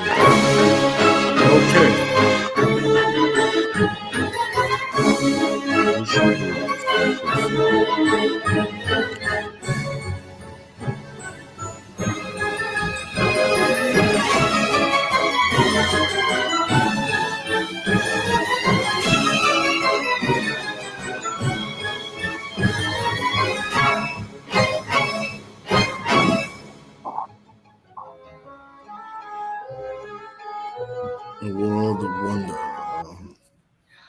That's cool. I don't think I've Yeah. seen like this is a very uncommon theme. So it's Absolutely. like I was going with the literally just thinking circus. that. Yeah. So whenever the pandemic hit, I had lost my job, and me and my kids were going through so many bad things. We sat down, and I wanted to just kind of encourage everyone and build some morale in the house. And we came up with this story. You know, they wanted to do Harry Potter, but obviously that's been done. And I was like, what if we put a circus behind it and then start building the characters around? So me and my kids every week, we would sit down and talk about this story and what we would want in it and what would excite us. And Booshiboo Mysteries came out of that. And that's really where it came out of. Oh, it's a great story. I love that story, man. Yeah, so do I, including the kids. You know what I love about it, man. Anybody that's making sure there's a next generation of readers and creatives, dude, you got to come on the show. You got to come on my show so we can talk about it. I tell you I what, appreciate it, definitely. I like that because like I don't have kids of my own, but like anybody who like Pillowman and Blanket Boy, I don't know if anybody ever heard of that project. Yeah. That was with him and his son did that, and the video of his son finding out that the comic book got funded and that like he is now a 12-year-old comic book publisher. Like the look on the kid's face was amazing. It was well, just... like I said, we were down and we sat down and we were trying to get a story together. Originally, we were talking about making it a book, but I was just introducing my kids to comics. They're 13 right now. They were about 12 years old then, and they were like, "Why don't we make it a comic?" Because it was kind of that atmosphere. They're like, we had seen Scooby-Doo and Batman that just came out not too long ago, and they're like, why not make Booshiboo Circus Mysteries a comic? And I was like, that's a great idea. I love the artwork, the cover. This with the doll. Yeah, they're very beautiful. It's so unique. Yeah, I love it. Yeah, that's Ken Salinas, and he's got this line of voodoo covers with those voodoo dolls, and it was very, very unique. And I wanted to throw something out there different on each cover. We have that first A cover by William Russell, and we got that for $8, just $8 on our platform. And William Russell's a great artist. I personally am a big fan of just having one cover. And originally, whenever I started this project, I wanted that creepy, dark, simple kind of covers. And that's where William Russell's kind of came in. And later on, I started getting variant covers because I started talking to other people who like comics and they love variant covers. Now, I'm not the biggest fan of them, but I wanted to give my customers what they wanted. And if they wanted variant covers, I was going to find different, unique styles to do in that. I mean, you got that homage cover by DJ Hall, that homage to Star Wars. And there's a lot of homage covers out there, and you don't really see a Star Wars cover out there that much. And I wanted to do that and give that to the people, something different. I'm trying to pick the cover I like. I think I like the one with the doll. Yeah, I like the doll one too. Yeah, that one's Colin. I'm backing it right now. I like it. I love it. I think I like that first one. It just gives me. I was gonna say that it definitely gives a lot of Tim Burton vibe, which is good. Yeah. Now you've got 4 days left on this. I want to bring everybody to that. Bring that to everyone's attention. 4 days left. So, folks, if you're because I'm gonna make sure this goes on Indie Vote Radio later. If you're listening to this, so over on Kickstarter, Booshiboo Circus, BOOSHIE, Lola just back to you. Okay, Booshiboo Circus Mysteries #1 comic book. 4 days left. So by the time you guys hear this, you might have like 3 days left. If that happens, hurry up and get it. Now he is shipping. I should have looked at that before I said anything. But it's a PDF. So PDFs are worldwide. You guys know that. Yes. Our listeners know that PDFs are worldwide. They can save on shipping and they can get the book guaranteed. But you know, the physical is only United States for the physical book. The physical book is at $8 for that first one with William Russell's. I wanted to make it, you know, at a good price that everybody could pick it up. I didn't want price to be an issue. I got a few of them up there for $10 and one of them up there for $15. And that was basically because of the cost of the commission. I definitely had to, you know, add a few dollars on that. But I wanted those different unique covers, and Ariel's color came in with the lines and stuff. She's busy with C2E2, and those colors are coming in, and her art's been beautiful. Now, if someone overseas or, you know, not in America were to reach out and say, hey, I really, really want this book, how would they go about doing that? How would they contact? Well, you could contact me. You could send a message on there. We didn't really want to, again, this is my second project, and I've heard a lot of horror stories about sending overseas, and I didn't know, you know, really what I'm doing. I barely started comic book stuff, and my first book was really just a train ride real fast through everything, and this one kind of hit me the same way. So I wanted to keep to the U.S. because everyone said that was a little bit safer. But yeah, if you're overseas, contact me. We'll work something out. I'll figure out how to get it into your hands. And we got so that guys, that's Booshiboo Circus over on Kickstarter, not Indiegogo, Kickstarter. 4 days left. Get over there and back it. He's already passed his goal of 800. He's at $1,298. Yeah, I just got my own now. I just got mine. He will be there. Go check it out immediately. Quickly, you got 4 days. 4 days. In the description, the link is in the description of this video. I know, Jake, you said you have to get out of here. I know you don't have long, but I did want to bring up the fact that you've got a new project over on Newground. Yes, I do. There it is, the Bone Meal. Yeah, it's Bone Meal. Be careful where you're pressing now. Yeah. Some can be in minefield. So this is Bone Meal. It's a comic about afterlife, celebrating life, just being jovial and dead at the same time. It's a weekly strip that runs on Fridays at 3 a.m. CT on Newgrounds. I know it's an odd place to pick, but I really wanted to launch it there instead of having to going through the ordinary web comics channels. So I chose that stomping ground instead. Now there's a lot of upcoming strips. They'll be just continuously publishing bi-weekly. No, not bi-weekly, but weekly. Sorry. Which one of these can I click?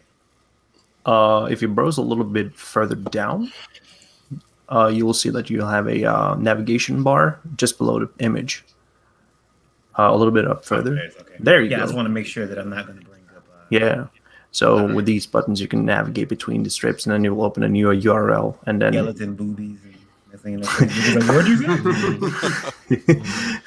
Well, some of the art there do feature it. I don't think that you can see it while not being logged in, so it might be safe. But yeah, that is Bone Meal, very, very directly. But I plan on to do a full year release. So in total, I'll probably go for around 52 strips. And then I'll see if people are interested in wanting to continue into a second year. I think you should narrate. I think you should narrate the story as in a video, because you have this voice that is, it's kind of creepy. that will flow with the story. I don't know. Do you do it intentionally? The way you talk is you could narrate the story and everybody will be intrigued about it. That's exactly like that. Yeah. Oh no, it's Dr. Claw. Well, I'll get you, Gadget. There you go. Too good. Well, we've been conditioned to believe that anybody with an accent is a bad guy. Is it so, Mr. Bond? That's right. I know you got to get out of here, Jake. Thanks for hanging out with us.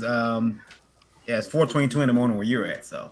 4:20. 4:20. Oh, you know what time it is. All right, sir. You have a good night. Yeah, thanks. Good night, Jake. Good night. So, goodbye. And follow me on Twitter at JTwister. It's a bit odd right now since it's role playing that I'm dead and burning alive, but you can you'll see me. Like the name is a Wicker Man for some reason. But yeah, goodbye. Goodbye. I love the art too. It's nice. Yeah, thank you. All right, so you have a good one. Bye. Cute. Bryan, are you there? I am here. Yeah, I seen you pop in. I'm like, what's going on here? Wait a minute. It's all kind of stuff that's just going all kind of haywire today. I don't understand it. I blame Lola. Let me bring up the private chat so I can bring up the next. Let's look at. We're gonna look at something from Iron Liz. We're gonna look at Iron Liz's book, Lightbringer Genesis. Is that it? There we go. That's right. I'll play the video first. Sure.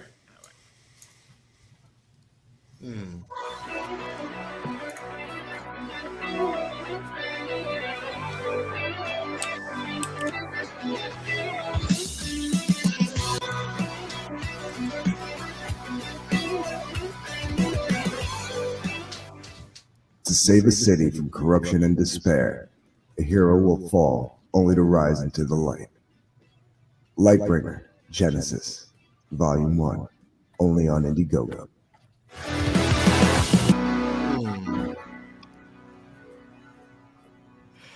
So, Lightbringer. That was hot. We're still into this. So, but we've got about 6 more weeks left. But yeah, the story behind Lightbringer actually begins with one of the original comic, which is not my original creation. That was something that a gentleman by the name of Lewis Lovehog created. It wasn't really received well. It had some, mature themes to it that didn't go over as well as he had hoped. And he sort of said, you know what, this isn't working as a superhero story. I don't like it. I'm going to release it into public domain. So one of my favorite YouTubers is a guy by the name of Critical Drinker. And what he does on occasion is he'll take a character from Rey's character from The Last Jedi or Thor from the Avengers movie. It's just a character that doesn't work and doesn't really give you that experience that you're looking for. And so since Lightbringer was in the public domain, I wanted to take the source material, revamp it, revitalize it, give it the respect and dignity that it deserves as an IP by reworking the story. Since I think there was a lot of really great ideas in there, it just didn't execute so well.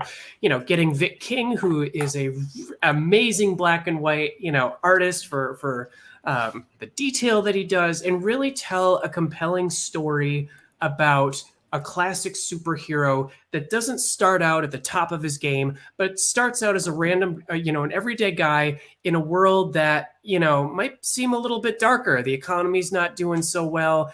A lot of people are stressed under, just in a bad sort of way. And he's one of the last few that's sort of holding things together, keeping people, keeping hope alive, and until the one major employer in town is sort of the analogous version, or sort of like they're called Valkyrie Mart. They're your big box store stereotype. So they're kind of moving in to muscle out the last of those who are sort of hanging on by the skin of their teeth, so they can control everything. And it's a battle between good and evil. There's the choices between what's right and what's wrong will come to play. And ultimately our hero will rise as a new superhero to bring people out of the darkness and into the light.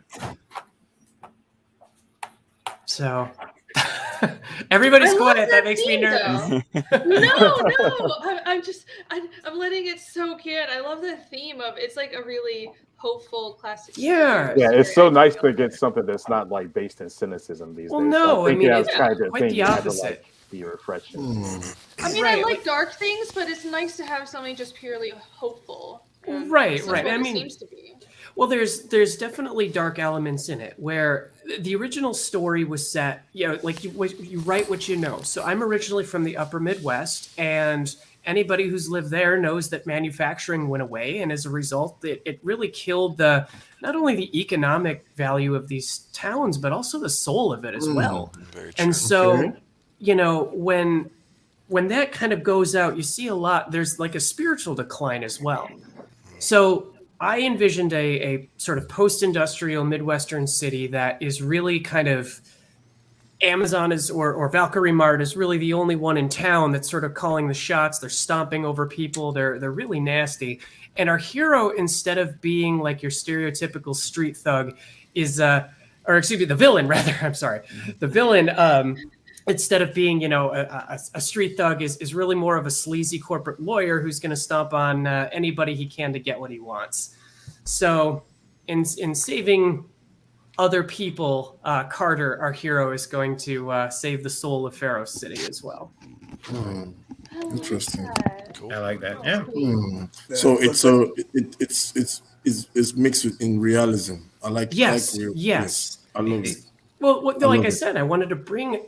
The problem, I think, with a lot of superhero stories is that we can't really identify with a lot of the problems they're going through. Like the early Spider-Man stuff, they had, there was relationship stuff involved. There was power and responsibility. Those we could identify with. But when your superheroes are punching, asteroids out of orbit, or they're stopping a giant, space laser from destroying the city, it's really hard to kind of put yourself into that role. But I think all of us have sort of been stuck in bad situations where we sort of agree to go along with it, even though we don't agree with what's happening, just because we need a paycheck. That is its own sense of misery and soul destroying, that I think has a mental chain on a lot of us that we can all identify with.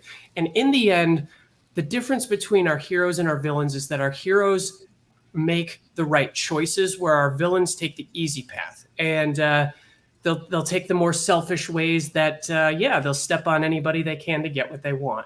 So, I want to start it out with the way that we can all sort of identify with. I wanted to write what I know and what my experiences were. And I want to give an optimistic and hopeful vision of a superhero who will rise to the occasion and strive to do good in the world. I like the fact that you love a this. hero that has hope. Yes, exactly. I like the fact that you measure with realism, because it's kind of like another comic book I've been working on for the past 2 years.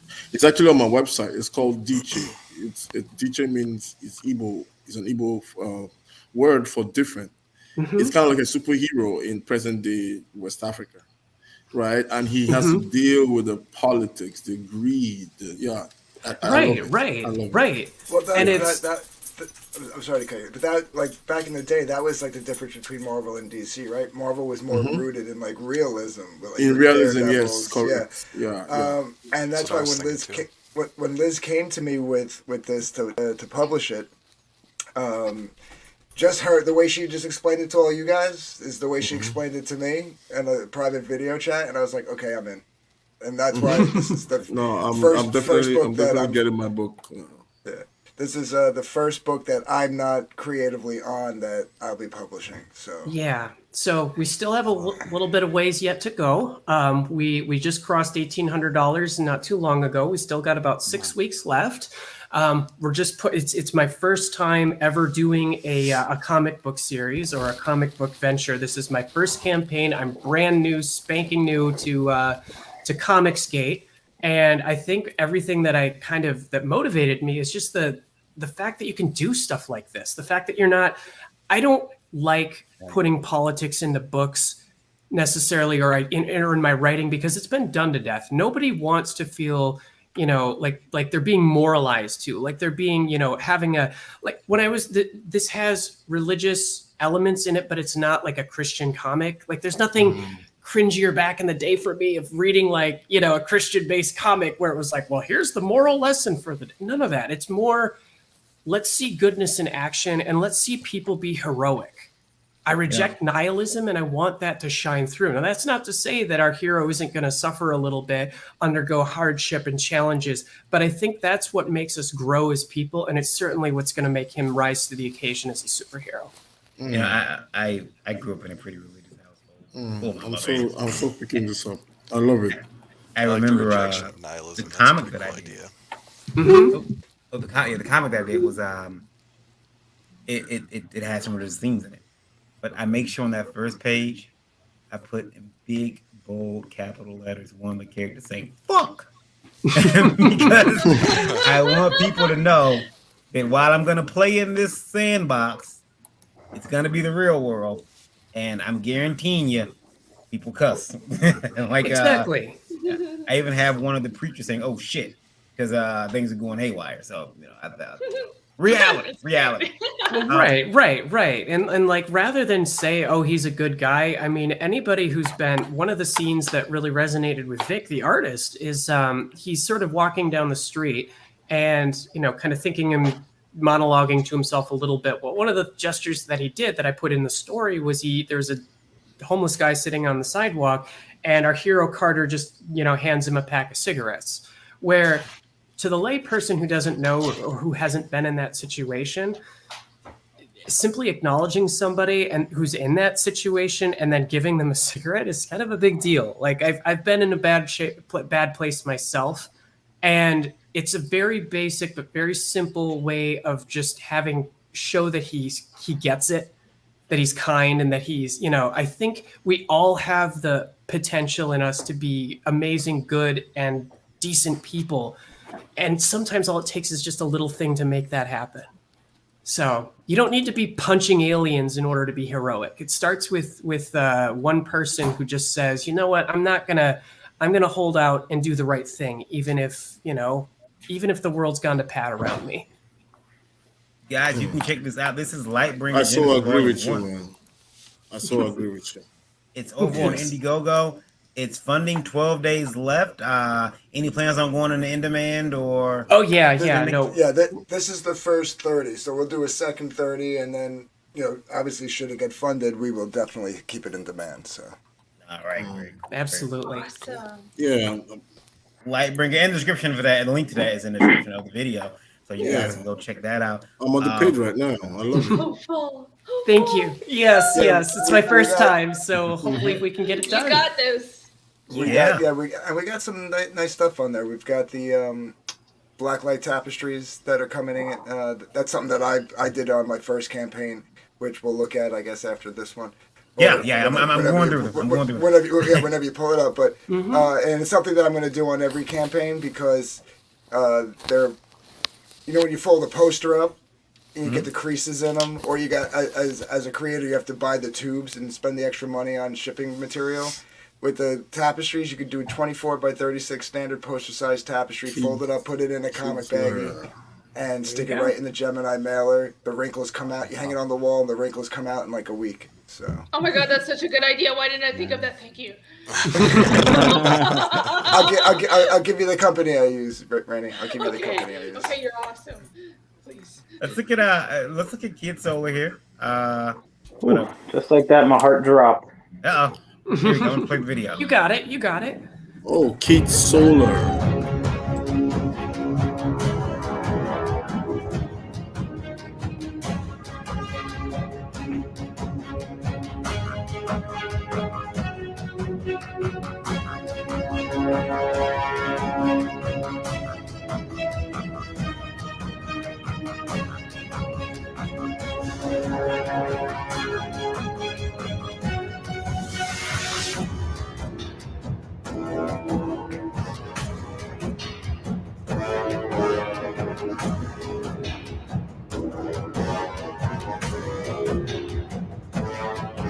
I like that. The art style is really good. Oh yeah.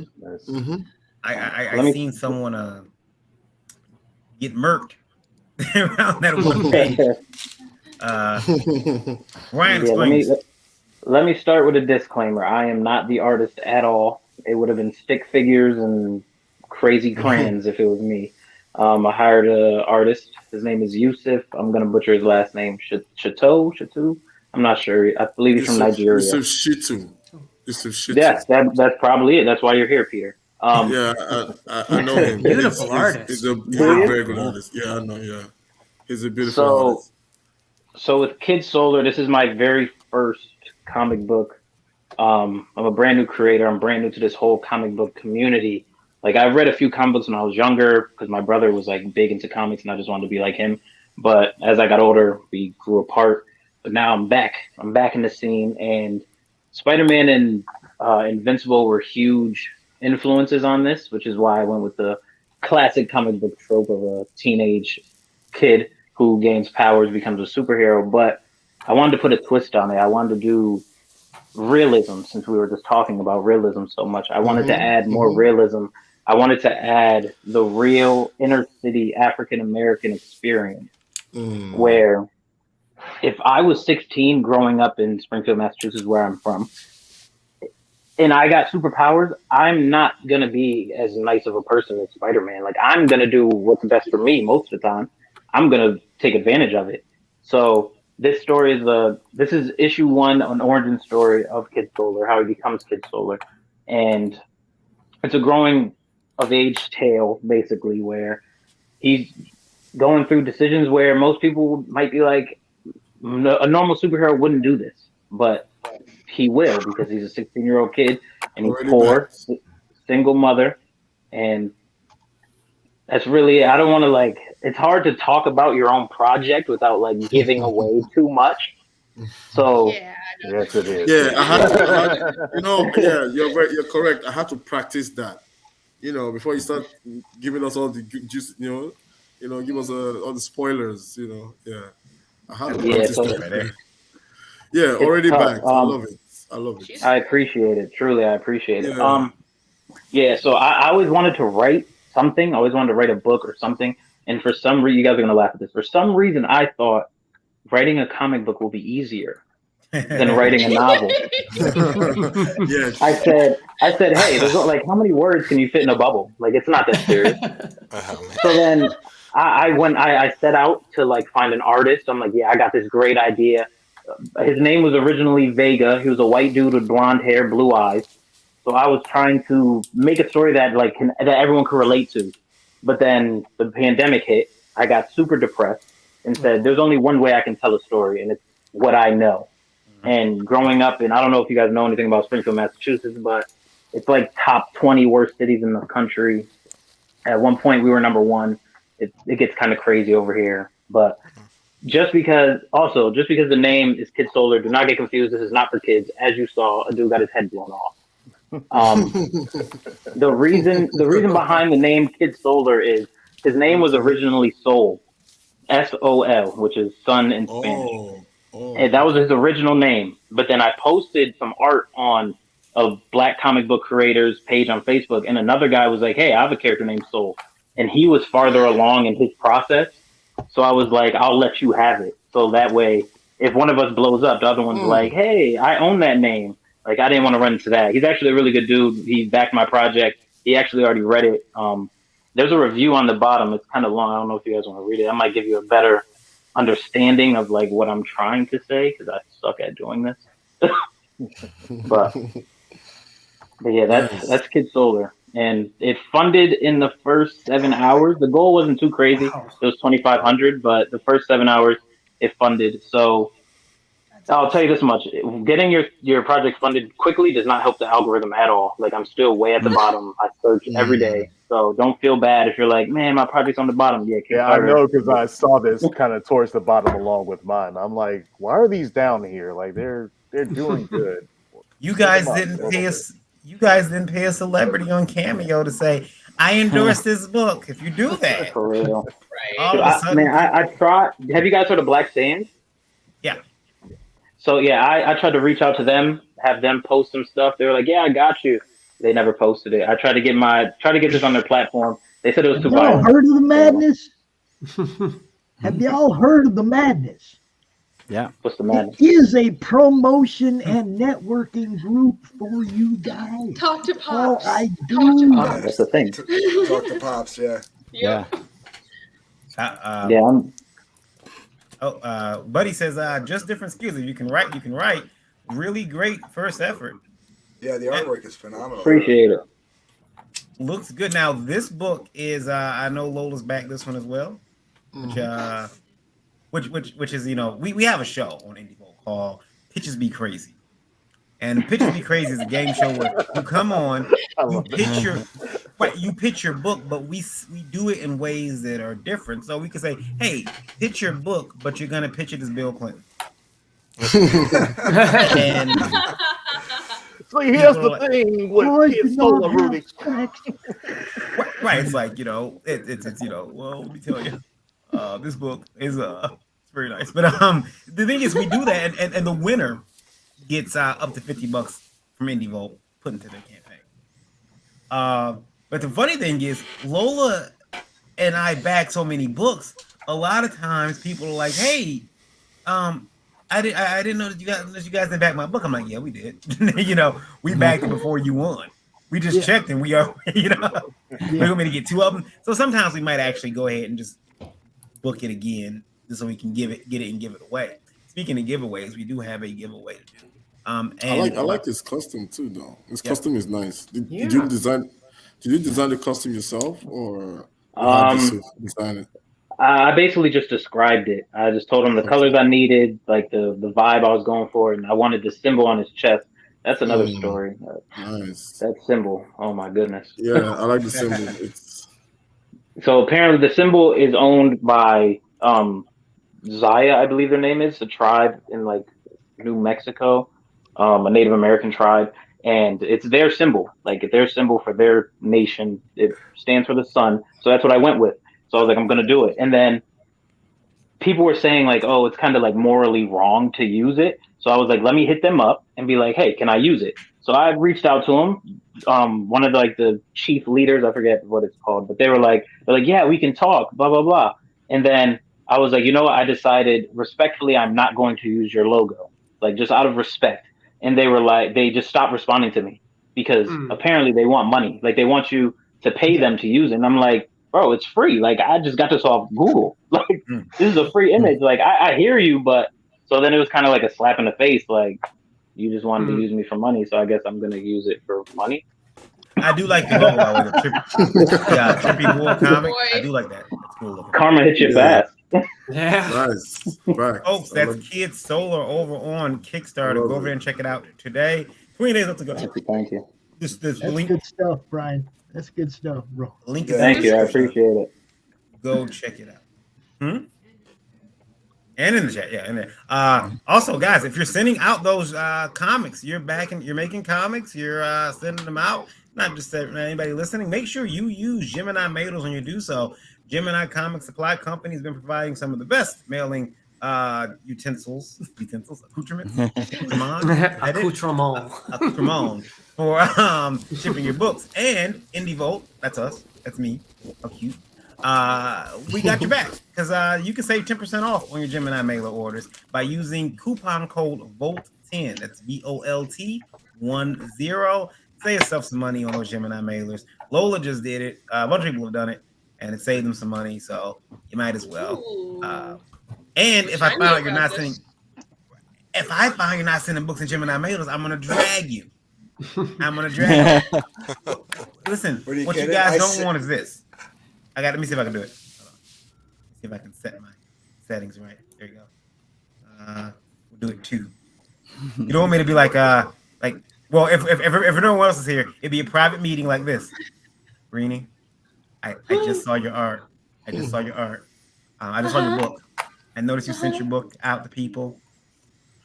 It didn't have a Gemini mailer. You sent it in Manila envelope. I do have a Gemini. Do not besmirch my professionalism. And I package my books like it's ready for to be bombed. So good. Now, because I've seen some people go overboard with Gemini mailers. If the Gemini mailers, I don't need all that damn tape in the inside. People are using packaging tape on the inside on the comic book bag, and the comic book bag can't withstand it, so it tears and breaks. It's pretty bad. I'm always mad. You know what I saw some people use, and it's not as pretty as using like packing tape because packing tape is clear, but it's a lot more user friendly. Painter's tape. That's what I use. Yeah. I got some brown packing. It peels right off. It doesn't. The It's blue not stuff overly and the sticky. green stuff is the best. Yeah. It just comes off, man. It just comes off. It holds it in place once the Gemini mail is folded up, and then when you open it up, it comes right off. Yeah. So it doesn't mess your bag up. You can use it to seal bags too. It doesn't mess the bags up. You just pull it right off. Yeah, we always ship out in the self-enclosed, the bags that close by themselves. You know, those. Yeah, we always use those. Got something to give away from the Vault. 1 second. Here we go.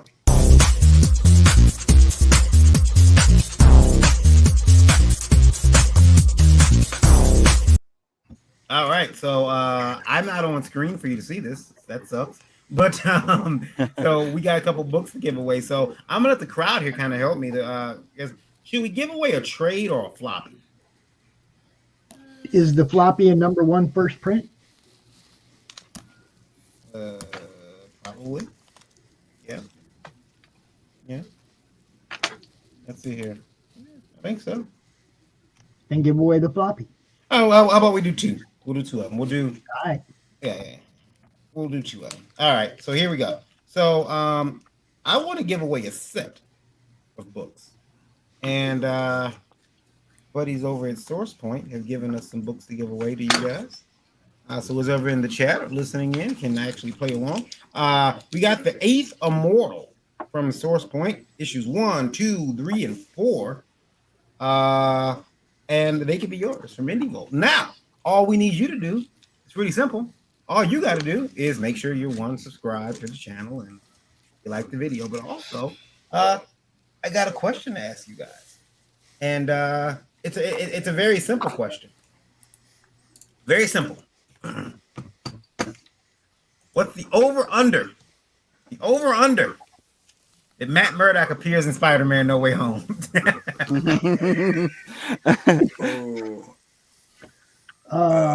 that already a given? No, that was a fake question. I'm gonna give you the real question. The real question, and this is a good one. I feel that you guys will have to give me some time to make sure that I can confirm it. But I would like to know how many pins. Pops, you can't play, by the way. How many pins is on Pop's other head? Also, for a bonus, these are Pop's questions. Pops has like a sun cap, but not sun cap, a fisherman's cap. There's pins on it. How many pins are on that hat? The other thing is, we have another book. We have a trade to give away. Dan Schmidt called Worms Crawl In. Very pretty book. Very pretty book. It's a trade. How many pages is this? It's thick. It's I'll be honest with you, it's Watchmen thick, guys. It's a thick book. Yeah. Yep, nominated for the IndieVolt Awards, and we have a copy that Dan sent us to give away. And we're gonna give this away too. But this one will be easy. I got a question for you, and you gotta go back and look on this one. You gotta be able to tell us which CromCon did Pops have to bow out of early? What was the first CromCon he had to bow out of early? His own con he had to bow out of. I had to bow out the whole weekend. Yeah. So you find out which cons those are. You can tell us, and you can. If the first person tells us, can get these books. I'll put them in the mail this weekend. Free comics at IndieVolt. It's great. Terrific. Fuck yeah. Here you go. Now I wanted to make sure that I got around. Here we go. Come on. I gotta breeze through these things. We had a big show tonight, so we are a lot of people. DarkGift. Yes. He's got Honey Alice book 1. Now, what did Alice do to you, the hunter? So yeah, Honey Alice is my first campaign, and this one I am the artist on, and my writer is Aubrey Miletio. We are planning on. I was supposed to be fulfilling this month, but I had some health issues earlier in the year, and then COVID in September. So, and then went back to work in the summer. So we're fulfilling at the end of January. So we're just a month late. I apologize to any backers, but just putting it out there now to any potential backers. We are fulfilling next month.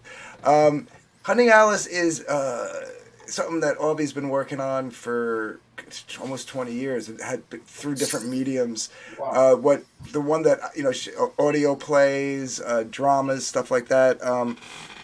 What got me was when I met her. She had made an attempt to pitch it as a TV pilot, but things fell through before the production of the test pilot that she was putting together.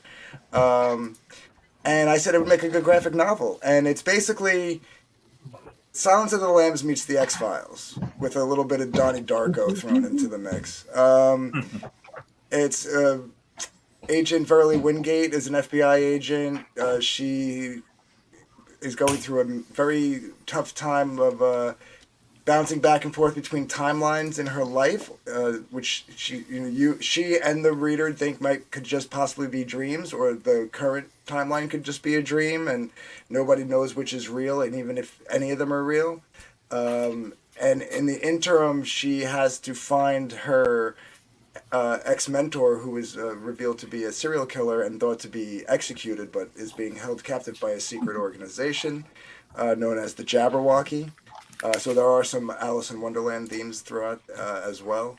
And it's set to be, she has scripts for she had written TV scripts for about 12 episodes, so we have scripts for about 12 graphic novels. It is 48 pages in grayscale. Hopefully the next one will be in color. But there you can see that those are the original blacklight tapestries. I got them hanging on the wall behind me too. I like the black light stuff, man. I had a black light poster when I was younger, given to me. Yeah. And well, I love blacklights posters, and I love the old band tapestries. Used to hang them from your ceiling and stuff, Right. you know. And that's where I got the idea to do. And they don't have to be blacklight, just because I know Rainey was interested. If your color palette doesn't attribute to blacklight very well, you can just get them in regular tapestries that are like a matte or satin finish. So they don't necessarily have to be blacklight. I just like the blacklight. Everybody gets this trading card that backs even the digital. You'll get a digital version of the trading card. So. Because I always feel like when people get the digital version of the books, they don't get some of the extras, so I wanted to throw that in there. So you'll get the digital version of the trading card, both front and back, with the little bio and everything. So it's a pretty cool idea. I didn't think about that. That's a pretty cool idea. Yeah, I thought so. But yeah, so really, and we're probably gonna take it out of in demand. Well, probably sometime in March or April, if not sooner, because I plan on releasing a book that I'll be writing and drawing at some point, and I don't want to have two campaigns that I'm creatively on going at the same time. I don't mind having Liz's campaign going on at the same time, because I'm not creatively involved in that. I just help with promotion. And when it comes time, I'll do all the heavy lifting with the printers and all that stuff. Yeah, you think great. And there is an ash can, a 10 page? I think we bumped it up to 12. Ash can called of a separate character called Roulette, it's not as cerebral of a story. It's your basic Elektra / Punisher type character, just going around slashing and dashing, just action based, which could launch into another IP if it gets received pretty well. So that's there as a perk or an add-on. Everything is an add-on my campaigns. So. And that's Vic King's cover, the one there where you see Verily standing there with Roulette behind her. It was a mashup cover of the two characters, and Vic King is the artist working on Lightbringer. So you see his art there, and you can see his art in Lightbringer. So. I'm liking the black light poster. Now, was it easy to do that or cheaper to do that on fabric as opposed to paper, or? No, but the company that I have is good for small creators with a small backer list. Some of the big boys probably wouldn't want to use this company because they don't have bulk shipping, bulk pricing. But if you get in with them, they'll give you access to their website, and all the prices drop by 25%. And at that point, you're getting it as dirt cheap as possible, and you're basically saving your money on shipping. So each unit is the same price, no matter if you order 1, 10, or 100. But obviously, shipping for one is $10, but shipping for 50 is 12. So your shipping per unit goes from $10 a unit on one to $1.25 on on 100. So can't imagine they do too heavy. Yeah. Yeah, so no, I got 50 of each so far. If I have to order more, I'll order more. But everything's in except for the books, obviously. But I have all the tapestries in that I need, with a little bit of overstock, all the trading cards, all the prints, the postcard prints that come with it.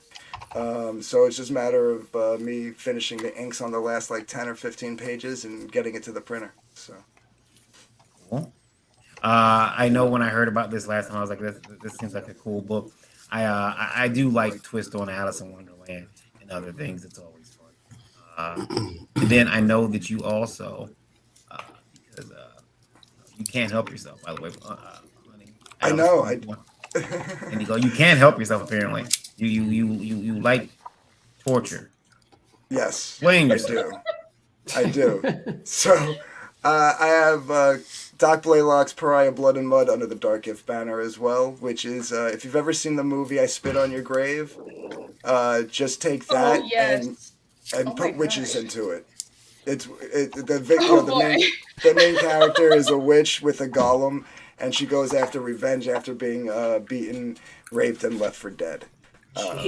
So very dark story, but very, Doc is a fine artist of more than 40 years, but he did a stint in indie comics back in the 90s. And this is his first foray back into comics. And he's a little bit of a boomer, technology-wise, and with how things go in today's day and age. So that's when he came to me after he heard what I've been doing with Liz and Vic. And asked, if I would consider doing the same thing for him. And I said, well, I don't want to divert my attention from Lightbringer.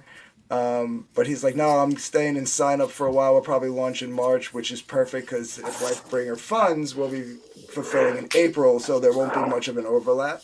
Cool. So if you sign up, you'll get an exclusive trading card. And one of the perks, if you scroll back down a little bit, Doc is actually going to paint, acrylic paint these portraits of the main characters. He's got one done already, and then we're going to make prints out of them, and that'll be a perk on the campaign. So it'll be a set of 4, I think we've went with 5x7 postcard prints, but they'll be of actual hand-painted pieces that he did. So. Wow. That, folks, go over there and sign up on that. That's Indiegogo sign-up page for Doc Blaylock's Pariah, Blood, and Mud, an epic tale of supernatural revenge. There was a video. Hold on. Wait a minute. There was a video. I didn't see that. Okay. From Christopher Doc Blaylock comes a tale of supernatural revenge.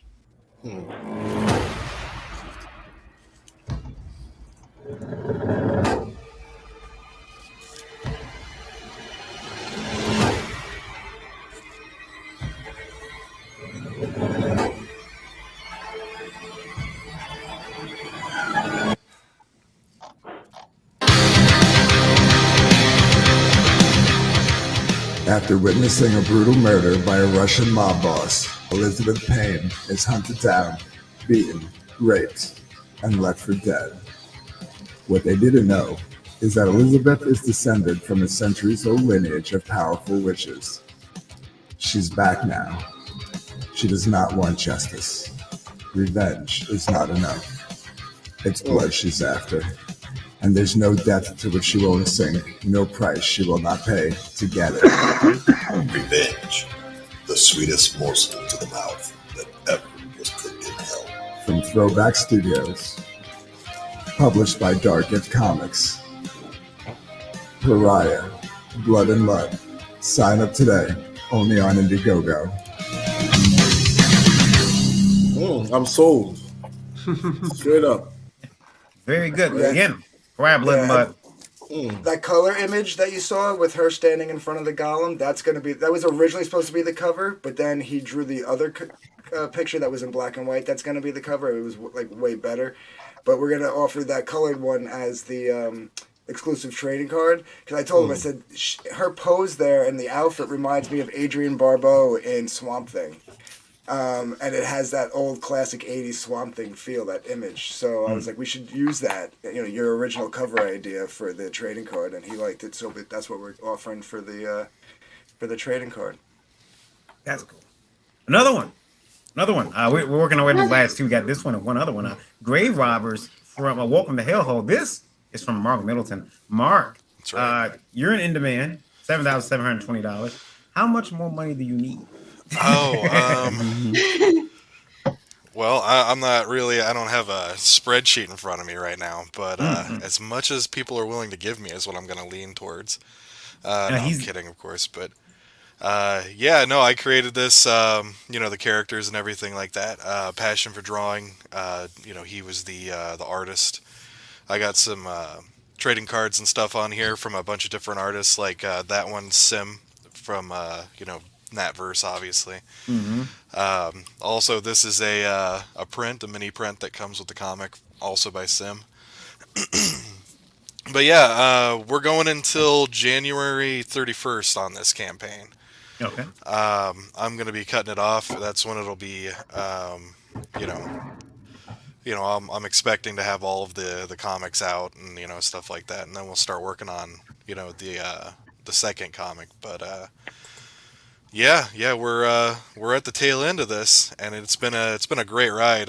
You know, the funny thing is that this is my first campaign, and I don't have a lot of, you know, I don't have a lot of experience with marketing and, you know, going on shows and stuff like that. I was just, you know, I wrote the script, and I was just, Man, you've been coming on my show for a long time. Man, I've been trying. You know, I'm just trying to get out there, man. I always have a good time when I'm on your show, man. I've known you. I like that poster. That's nice. Yeah, that's actually the back cover of the book. People love that so much that I put it on the book. You know, I wasn't sure what I was going to do with the back cover. Yeah, thank you. You know, that's Preston Acevedo. He did an incredible job on that book. I mean, I saw it. You know, he showed me some, you know, like pencils and stuff as he was drawing, and I was like, this is gonna look pretty good when it's done. But then he like showed me the finals. Like I was blown away. I was like, that looks so cool. Like that is really awesome. So really cool. Yeah, so yeah, I put it on the back of the book, and you know, so that way everybody gets a copy. And you know, I'm really proud of the amount of work that's gone into this book. You know, some of the people that have, well, all of the artists who have put work into this have put such amazing work into it. You know, I've got a lot of different people who have worked on it, like Sim, Joe Ball did a trading card. You know, obviously, Passion for Drawing did the interior pages. You know, Preston. There's a lot of different guys that have done amazing work on this. The color artist Eugene Bative, he did an incredible job. Yeah, me and Eugene worked a lot together. By the way, is that a werewolf? Oh yeah, that's the main character. That's Big Dick Murphy. Have you ever seen this show, sir? Have I ever? But yeah, everyone sorry, go knows I hate werewolves. Oh, do you? Yeah. Well, that kind of puts a damper on this It project. does, doesn't it? It does. Yeah. I buy the books, but I have a unnatural, real life fear of werewolves. I don't know why. Really? At a Comic-Con, I'm like, nope, get away from me. I don't think I like the idea of a dog with an agenda. That makes sense, actually. Yeah. I've got 2 dogs, and I don't think that I'd want them to have a will of their own. Yeah. It's like I like the fact that I can tell my dogs what to do. And when they look back at me, like they're thinking about saying no. Yeah. They're like, nah, I'm gonna go. It's like, yeah, no, you can't have that. Yeah, I've got I have a half German Shepherd, half little black lab, and he is trouble all over. See, he's just 65 pounds of trouble. Like, I would love to have a husky. I've had several opportunities to own one. Yeah, you say that. Yeah. My problem on the husky is that they look like werewolves too much to me. Like, no, I'm not. They have a personality too, man. Like, that's the difference with huskies. Like, a lot of people talk about it, but huskies I got 2 are. of them up in here, and they're Yeah. crazy. Pops will tell you, man. I got 2 out of 3 laying there right next to me on the floor here. Yep. My office is a mess because I'm reorganizing. I'm like putting stuff up and everything. But yeah, I got mama and daughter laying next to me. Dad's over in the kitchen. Oh, there you go, man. That's awesome. I love dogs. I really do. I talk about my dogs, but I absolutely love them. So now you're in demand for how much longer? January 31st. We're gonna run till. Yeah, January I 31st wanted is to. coming. I What's hate that? when they put a fucking deadline on my broke ass on this thing. I'm sorry, Pops. I gotta cut it off sometime. No, it's getting to be, you know, it's Grave been. Robbers. I love the name. Yeah, thank you. Yeah, the logo was actually done by a girl named Nicole Sabita, and she's phenomenal. Like she did Doom Fate, Passion for Drawings book Doom Fate. She did his logo, That and it is a looks nice really logo. good too. Yeah. That logo though, actually, I have a sticker. It's a 4x5 inch sticker that comes with the book. So you get 2 art prints. You get the Richard, the Sim trading card that the trading card that Sim drew. You get that, and as well as a Grave Robbers logo sticker. Sim, artist of Indie Artist of the Year. Sim. Yeah, no, that And then- dude's got his, you know, his art and everything, man. And then Eugen. Yeah. He and I have known each other for about 13 years now, almost. Really? Yeah. He colored one of the first books I did, and it was funny. We had a scheduling conflict. I needed the book colored, and I gave him the job, and I guess our schedules got mixed up, and he went on vacation. Ooh. So I messaged him. I'm like, "Hey, any work on the pages?" Yeah. He's like, "I'm on vacation." No. Sorry, man. He's like, "I don't have my computer with me," and I'm like, "Well, but yeah, I'm like, but I gotta get the books printed and this and that, and my printer's waiting because I had paid my printer earlier just to print them off, rush." Sure. So Yeah. but to Eugene's credit, he got home, and he said it was the 3 most intense days of his life. Coloring that book, and he got it colored for me, and I'm surprised he wanted to talk to me again afterwards. We still use them. Yeah. He's our go-to colorist. He's Yeah, I mean, fantastic, man. He's Lola, the you got best. him, man. Yeah. And Lola has stuff colored by him all the time. Yeah, he's known him for years, so it's I've got a chance to watch him artistically grow, and I'm like, sometimes I like to mess with him and say, "Hey, man, I think you should give me some money back because your first stuff was okay, but you should recolor this for free." I guilt him. I like to guilt him. No, I get it, man. It's like some of the colors that he's put in this book. Like I mean, he would send me pages back. I mean, I would send off Passions, the inks, and I thought they looked good, and I'd get the colors back, and it's like, good lord, how did he? I mean, he takes what's already good and just elevates it to an even further level of awesome. I'm gonna email him. I'm gonna email him right now and tell him, I see what you did on Grave Robbers. You're throwing it in on my shit. I see. I hope to get him back for Grave Robbers too, man. He's so fantastic. I really do love his work. Hey, employ that man. He's a good worker. He deserves the money.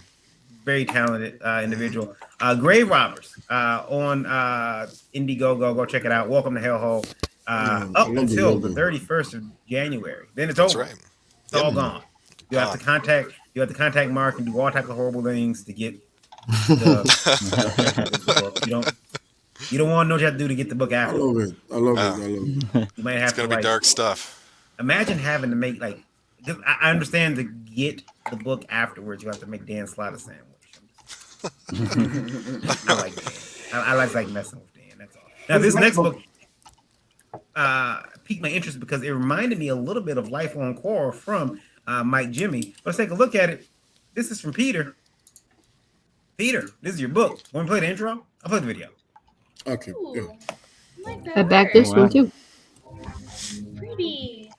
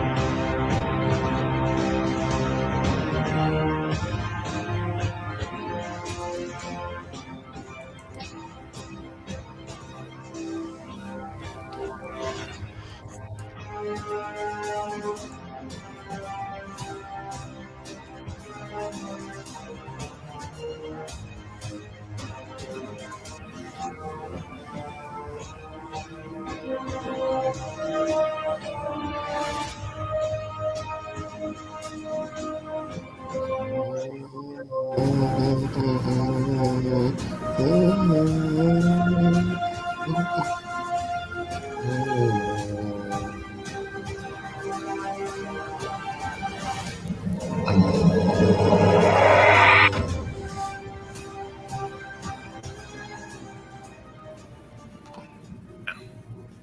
got scared there for a second. I Hi thought you were guys, showing thank you us for the watching whole our video. comic. My name is Peter. I am the founder of Pale Entertainment, and welcome to Allergy scared. Edge of Origins Kickstarter.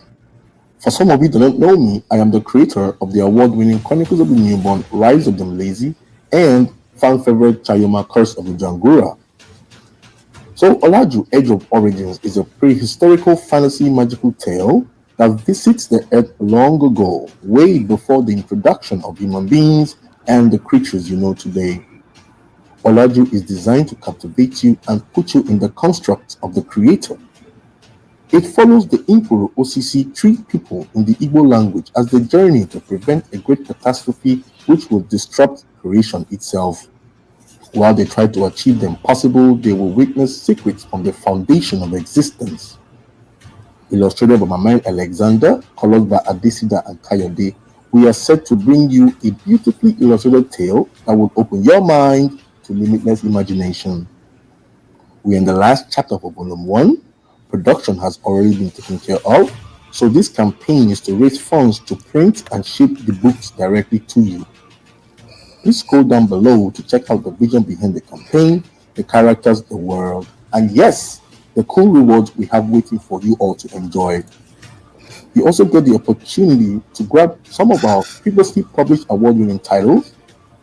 Thank you guys again for watching. We hope you like the Kickstarter. Olaju has been in the making for years, and I mean years.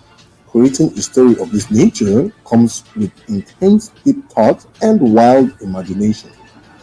So hold on to your hats, for we are going to take you on a ride like no other. So guys, please back the project to grab the 128-page graphic novel, and please share the video and the project with your friends and prepare to be blown away. I'm laughing at myself. Trailer. Very thorough. great. Very thorough. Yeah. Very cool. 128 Art pages? is so nice. 128. Wow. Man, that's What, you impressive. trying to kill yourself? well, I've been working on Showing the us project up. Yeah, what shit is that? for I love this art. When I saw it, I had to back it. yeah, So I've been pretty. working on the project for a very, very long time. Way before we actually started illustrating and coloring just 2 years ago. But the story building, the world, is over 11, 12 years. It's a long time. Oh, wow. It's a long time. Yeah, because I wanted to tell something unique. And, growing up, seeing stories like Never Ending Story, that extreme fantasy, Clash of the Titans, all those things. They kind of like, want you, being a creative person, I always wanted to like bring out something unique. And when I heard the myth about these creatures, right, when I went back to my village, I was like, wow, we could actually create something out of it. So the characters are based off of the creatures called the Unkuru OCC. Ikuru is like tree people. It's in Igbo language, right? And they said, is sorry, and all that sort of and more stuff, but I don't really understand. I mean, look, I just became made aware. Did y'all hear that? Y'all heard Bancroft? I just got Bancroft to say live on the air, Being Hat Club covers my forehead. Oh, I didn't hear what he said though. I was trying to make up. The characters in this book remind me of the characters in Spyro. I'm a big Spyro game player, and it reminds me of them. Yeah, I was thinking Crash Bandicoot. I don't think. Yeah, someone said Crash Bandicoot, but I'm not sure about Spyro. I don't think I've seen Spyro though. But the characters, they're meant to be tree people, and I've noticed. I've seen tree people in Lord of the Rings. They look disjoint. They look like trees, but if you notice, they make sure they give him a real face so that you could understand when he's talking. So the what I said in the original sketches, if you scroll down, you will see the history of Olaju. When I did the original sketches back in 2015, you will notice that I was trying to make them look like something that everyone can understand, especially children. You know, but of course the book is for all ages because it's fantasy and all that. So when I put to understand the characters, and they're people, they're beings. You know, they were sent by the goddess Ashari at the time to cultivate the earth, right? Prepare it for us. So that's how the story begins. You know, while Ashari is creating, she sent the emperors to see to cultivate the earth, to build the forest, because from the myth is that these guys are the creatures that protect the forest, and they use it for bedtime stories, so like scare kids not to go into the forest at night. If you go to, they tell them if you go to the forest at night, the emperors will catch you. So that was where the myth came from. So, but being in that realm, we started seeing all sorts of things. I don't know, you know, when you're in the creative realm and you want to do something unique and you give yourself time, you start to see stuff. You know, you start to see stuff. So we wanted to create this world whereby these creatures are working with nature. So we kind of like use nature to tell the story. Like this guy right here. Yeah, his name is Nkatunga. He's also known as the beekeeper, right? He's the only one empowered to nurture the bees. I know bees are like the essential creatures of creation. If there are no bees on Earth anymore, we all die in 6 months. I don't care. I hate bees. Well, without bees, you can't. No one will survive in 6 months. We're all dead. Everything's dead. All the cows, the chickens, everything is gone. So we kind of like use that to, you know, coin up part of the story, and we made it also scientific. You know, like the next guy. Yeah, he's the leader of the mushroom keepers. So I did my research and realized that mushrooms can actually heal this world with all the pollution we've been doing. So it's an extreme fantasy about these creatures that it's kind of like a story about Earth, right? Mixing the mythology, mixing science, you know, mixing. Yeah. This is my favorite. The Bululus. This is a concept creature. We actually created it, but they're meant to be cute, fun-loving characters, you know, and you know, so it's like an ecosystem of different creatures, you know, doing something for the environment. So, but in that, but the story goes that you know, the Incurusisi, right? You can go back to the top. I'll show you the main cover. The Incurusisi, there's a way they function. They function by their elders. Now, and the eldest, who's like the direct priest to Ashari, right, must ascend at every generation, because, you know, it's like a cycle of life, and they all have to, you know, go through this change so that they can replenish the land, right? So for some reason, in this generation, this particular elder, his name is Bakuzu, refuses to ascend, and I'm not going to say why. You know, hey, don't give away too much. Don't give away too much. No. So it now causes chaos. So go ahead. So okay, you can look at the painting. We made it a painting because we wanted to express nature. You know, feel the beauty of nature. We just want to make it like a regular comic. So so that's why we decided to make it a painterly style. It took a while. We've been on the project for about 2 years. We're almost done. So just okay, let's put it to Kickstarter and do some marketing and get it out there, you know, before we start hitting the conventions and, you know, getting them. Although we did print issue 1 and 2, and we actually put on the table for people to see people's reaction. And I was at the New York Comic Con and also at Dallas Fan Expo. Immediately they want to see what is this because the creatures are unique and they're different, and it's painted. It's not like the regular cell shading style, you know, comic book painting. Yeah. This particular panel here reminds me of something I did in my book. A friend of mine kind of freaked out about. I had this page where an angel asked God, "Why is Michigan, which is where I live, why is it shaped like a hand?" And he says, "Oh, that's the first place I touched." And a friend of mine was like, "Oh, that's funny." Yeah, he's like, "That's creepy, man. I love it." And So if I did want to scroll down here real quick because we are running out of time, but I want to scroll down here and look at the shirts and stuff you got. You got a lot of awards here, and let me scroll down. There we go. Yeah. The characters are very cute, so we decided to do like hoodies, hoodies and t-shirt as merchandise for people to, Perfect. Yeah, that was Yeah. really well I'm actually wearing one of them right now. Oh, it's cool. Yeah, You know but, what this reminds me of? The spirit world in Avatar: The Last Airbender. It reminds me of that vibe. Oh, okay. And you have a figure here too, a figurine. Wow. Yeah. Oh, cool. That's cool. And Dude, we have stickers as well. We have very cool stickers. That should be the next. Yeah, it's really cute, and it's 3D printed, so it's very solid. Yeah, it looks that's cool. That's the actual one. Yeah. So this 128-page graphic novel, folks.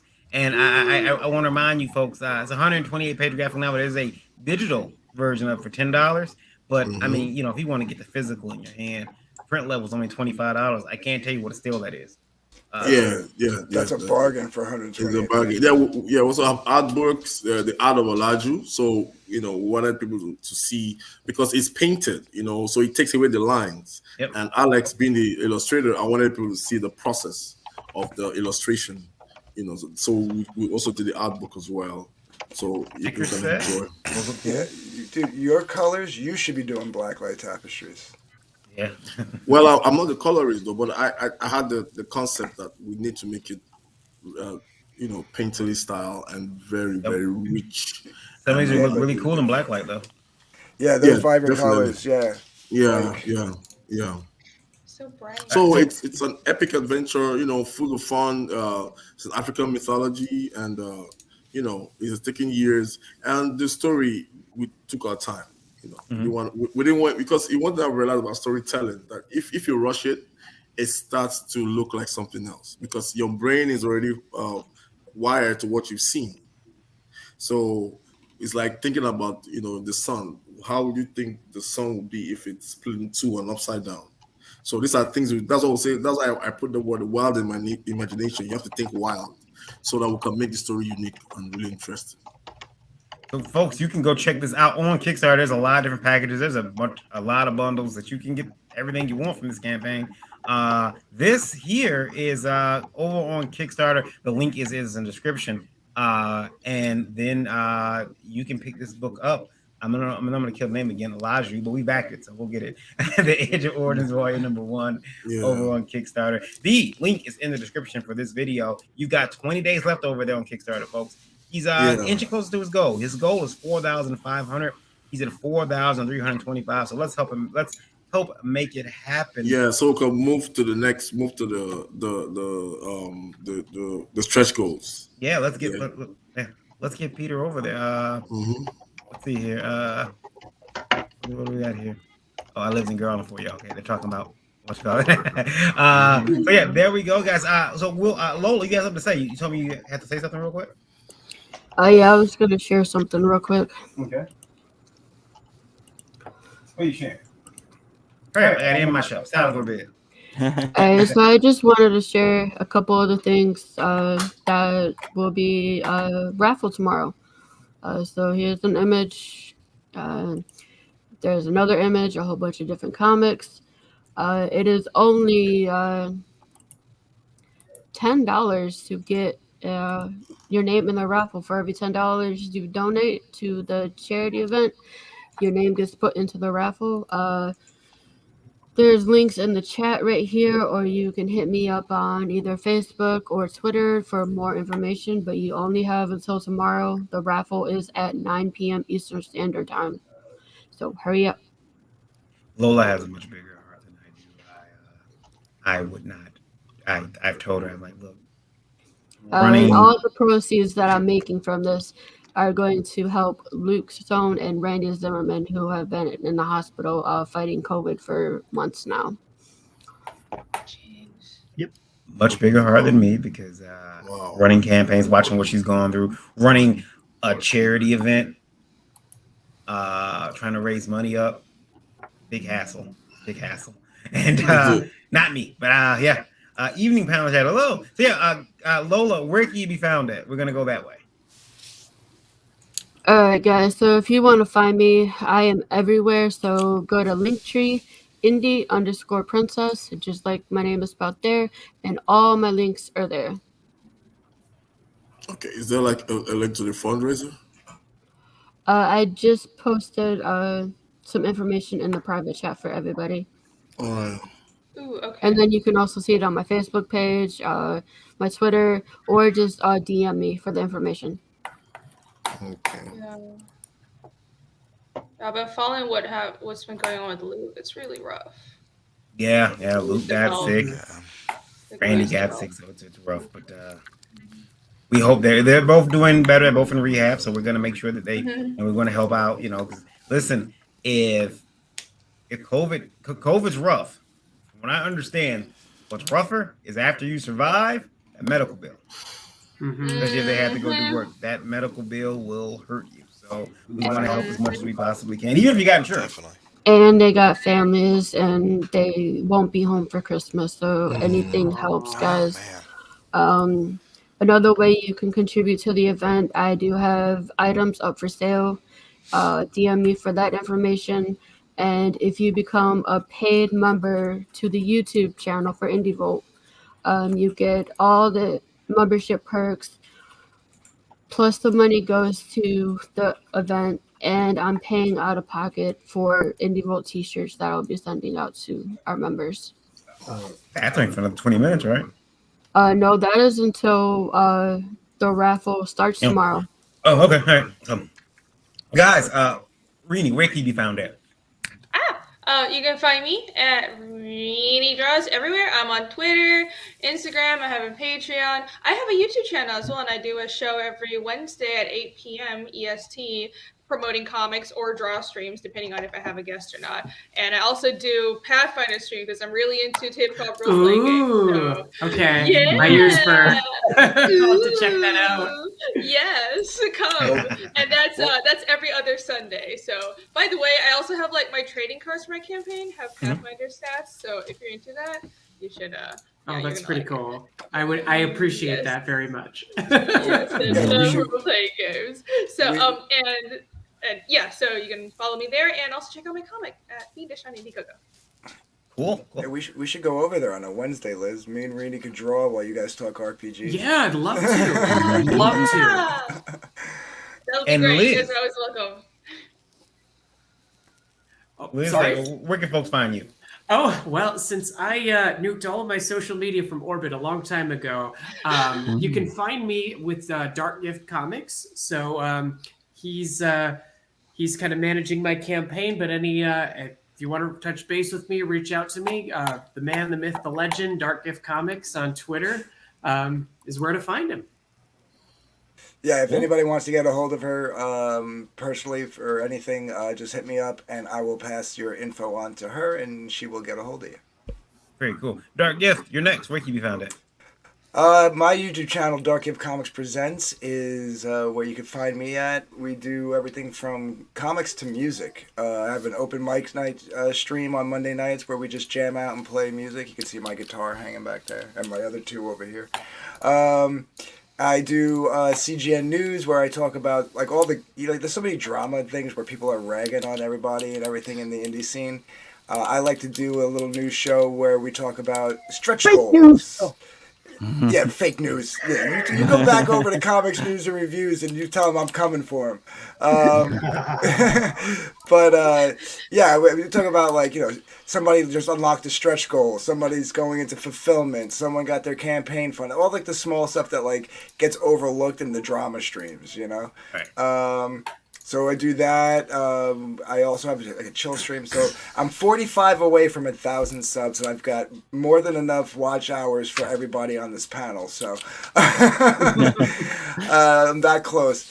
Otherwise, I'm Dark. So that my YouTube channel is DarkGift Comics Presents, and I'm DarkGift Comics everywhere else: Twitter, Minds, Facebook, everywhere. Anywhere that you can think of, I'm there. So. If there's a social media platform, like even Space Hay, which is like that MySpace clone that just came out, I even made an account there. I haven't done anything with it. I haven't like put a picture up on it or anything, but it's there. So when I get around to it, if there's a social media account, a social media site, I have an account there. So, and just so you can see, those are the blacklight tapestries right there. Yeah, I see. Yeah, that's the hunting. That's my cover for Hunting Alice with Matt Krotz's colors. That's the proof for Lightbringer. To the naked, I gotta get a second one. To the naked eye, it looks phenomenal. Like the image, the ghost image in the back, but on the camera, it doesn't really show up. So, going back to the drawing board with that one. But for Peter, the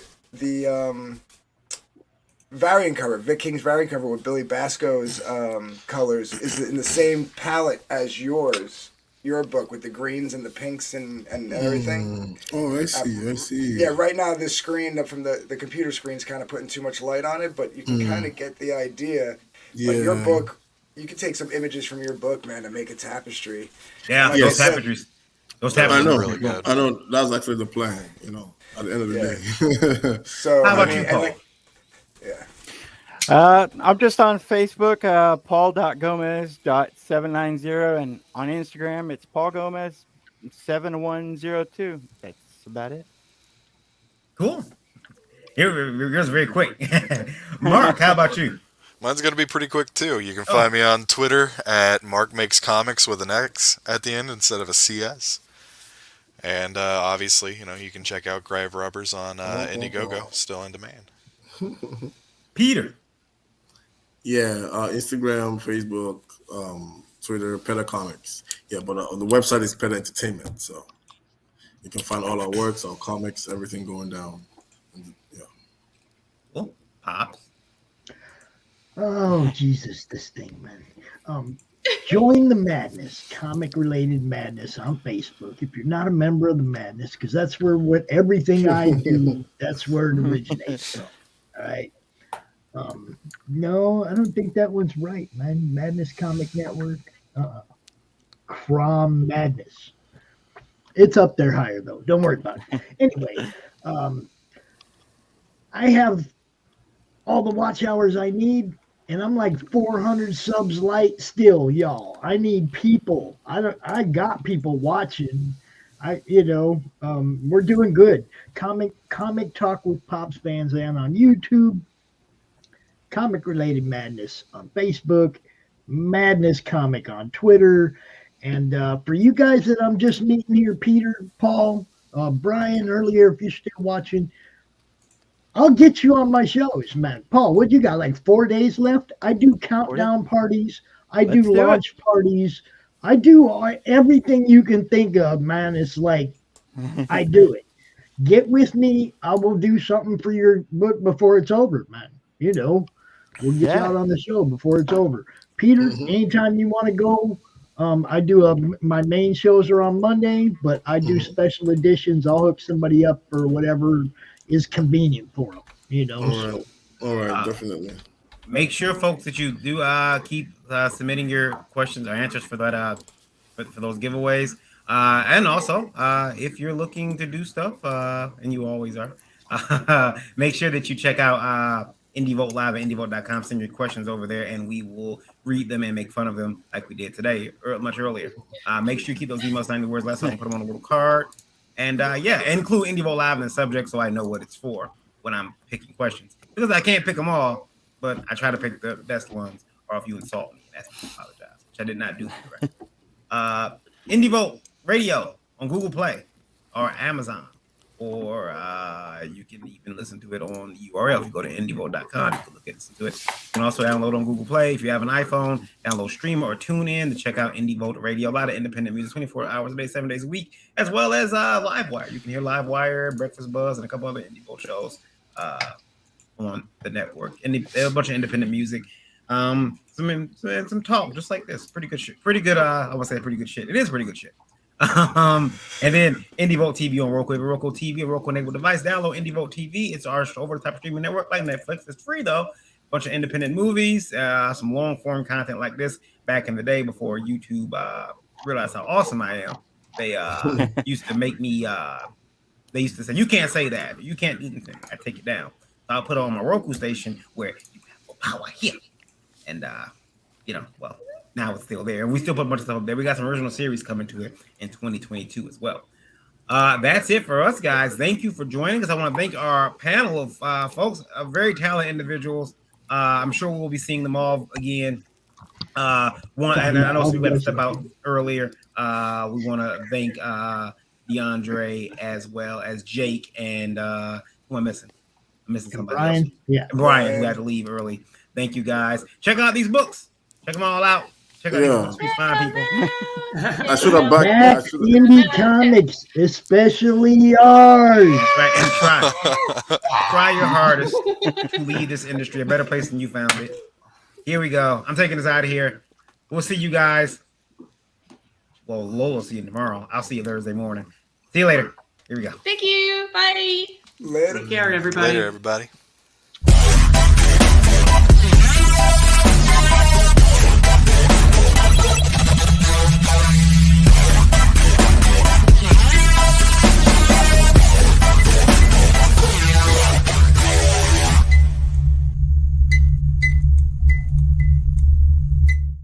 And who's your favorite Marvel Comics hero? Mine is Superman. Remember the motto? With great power comes great responsibility.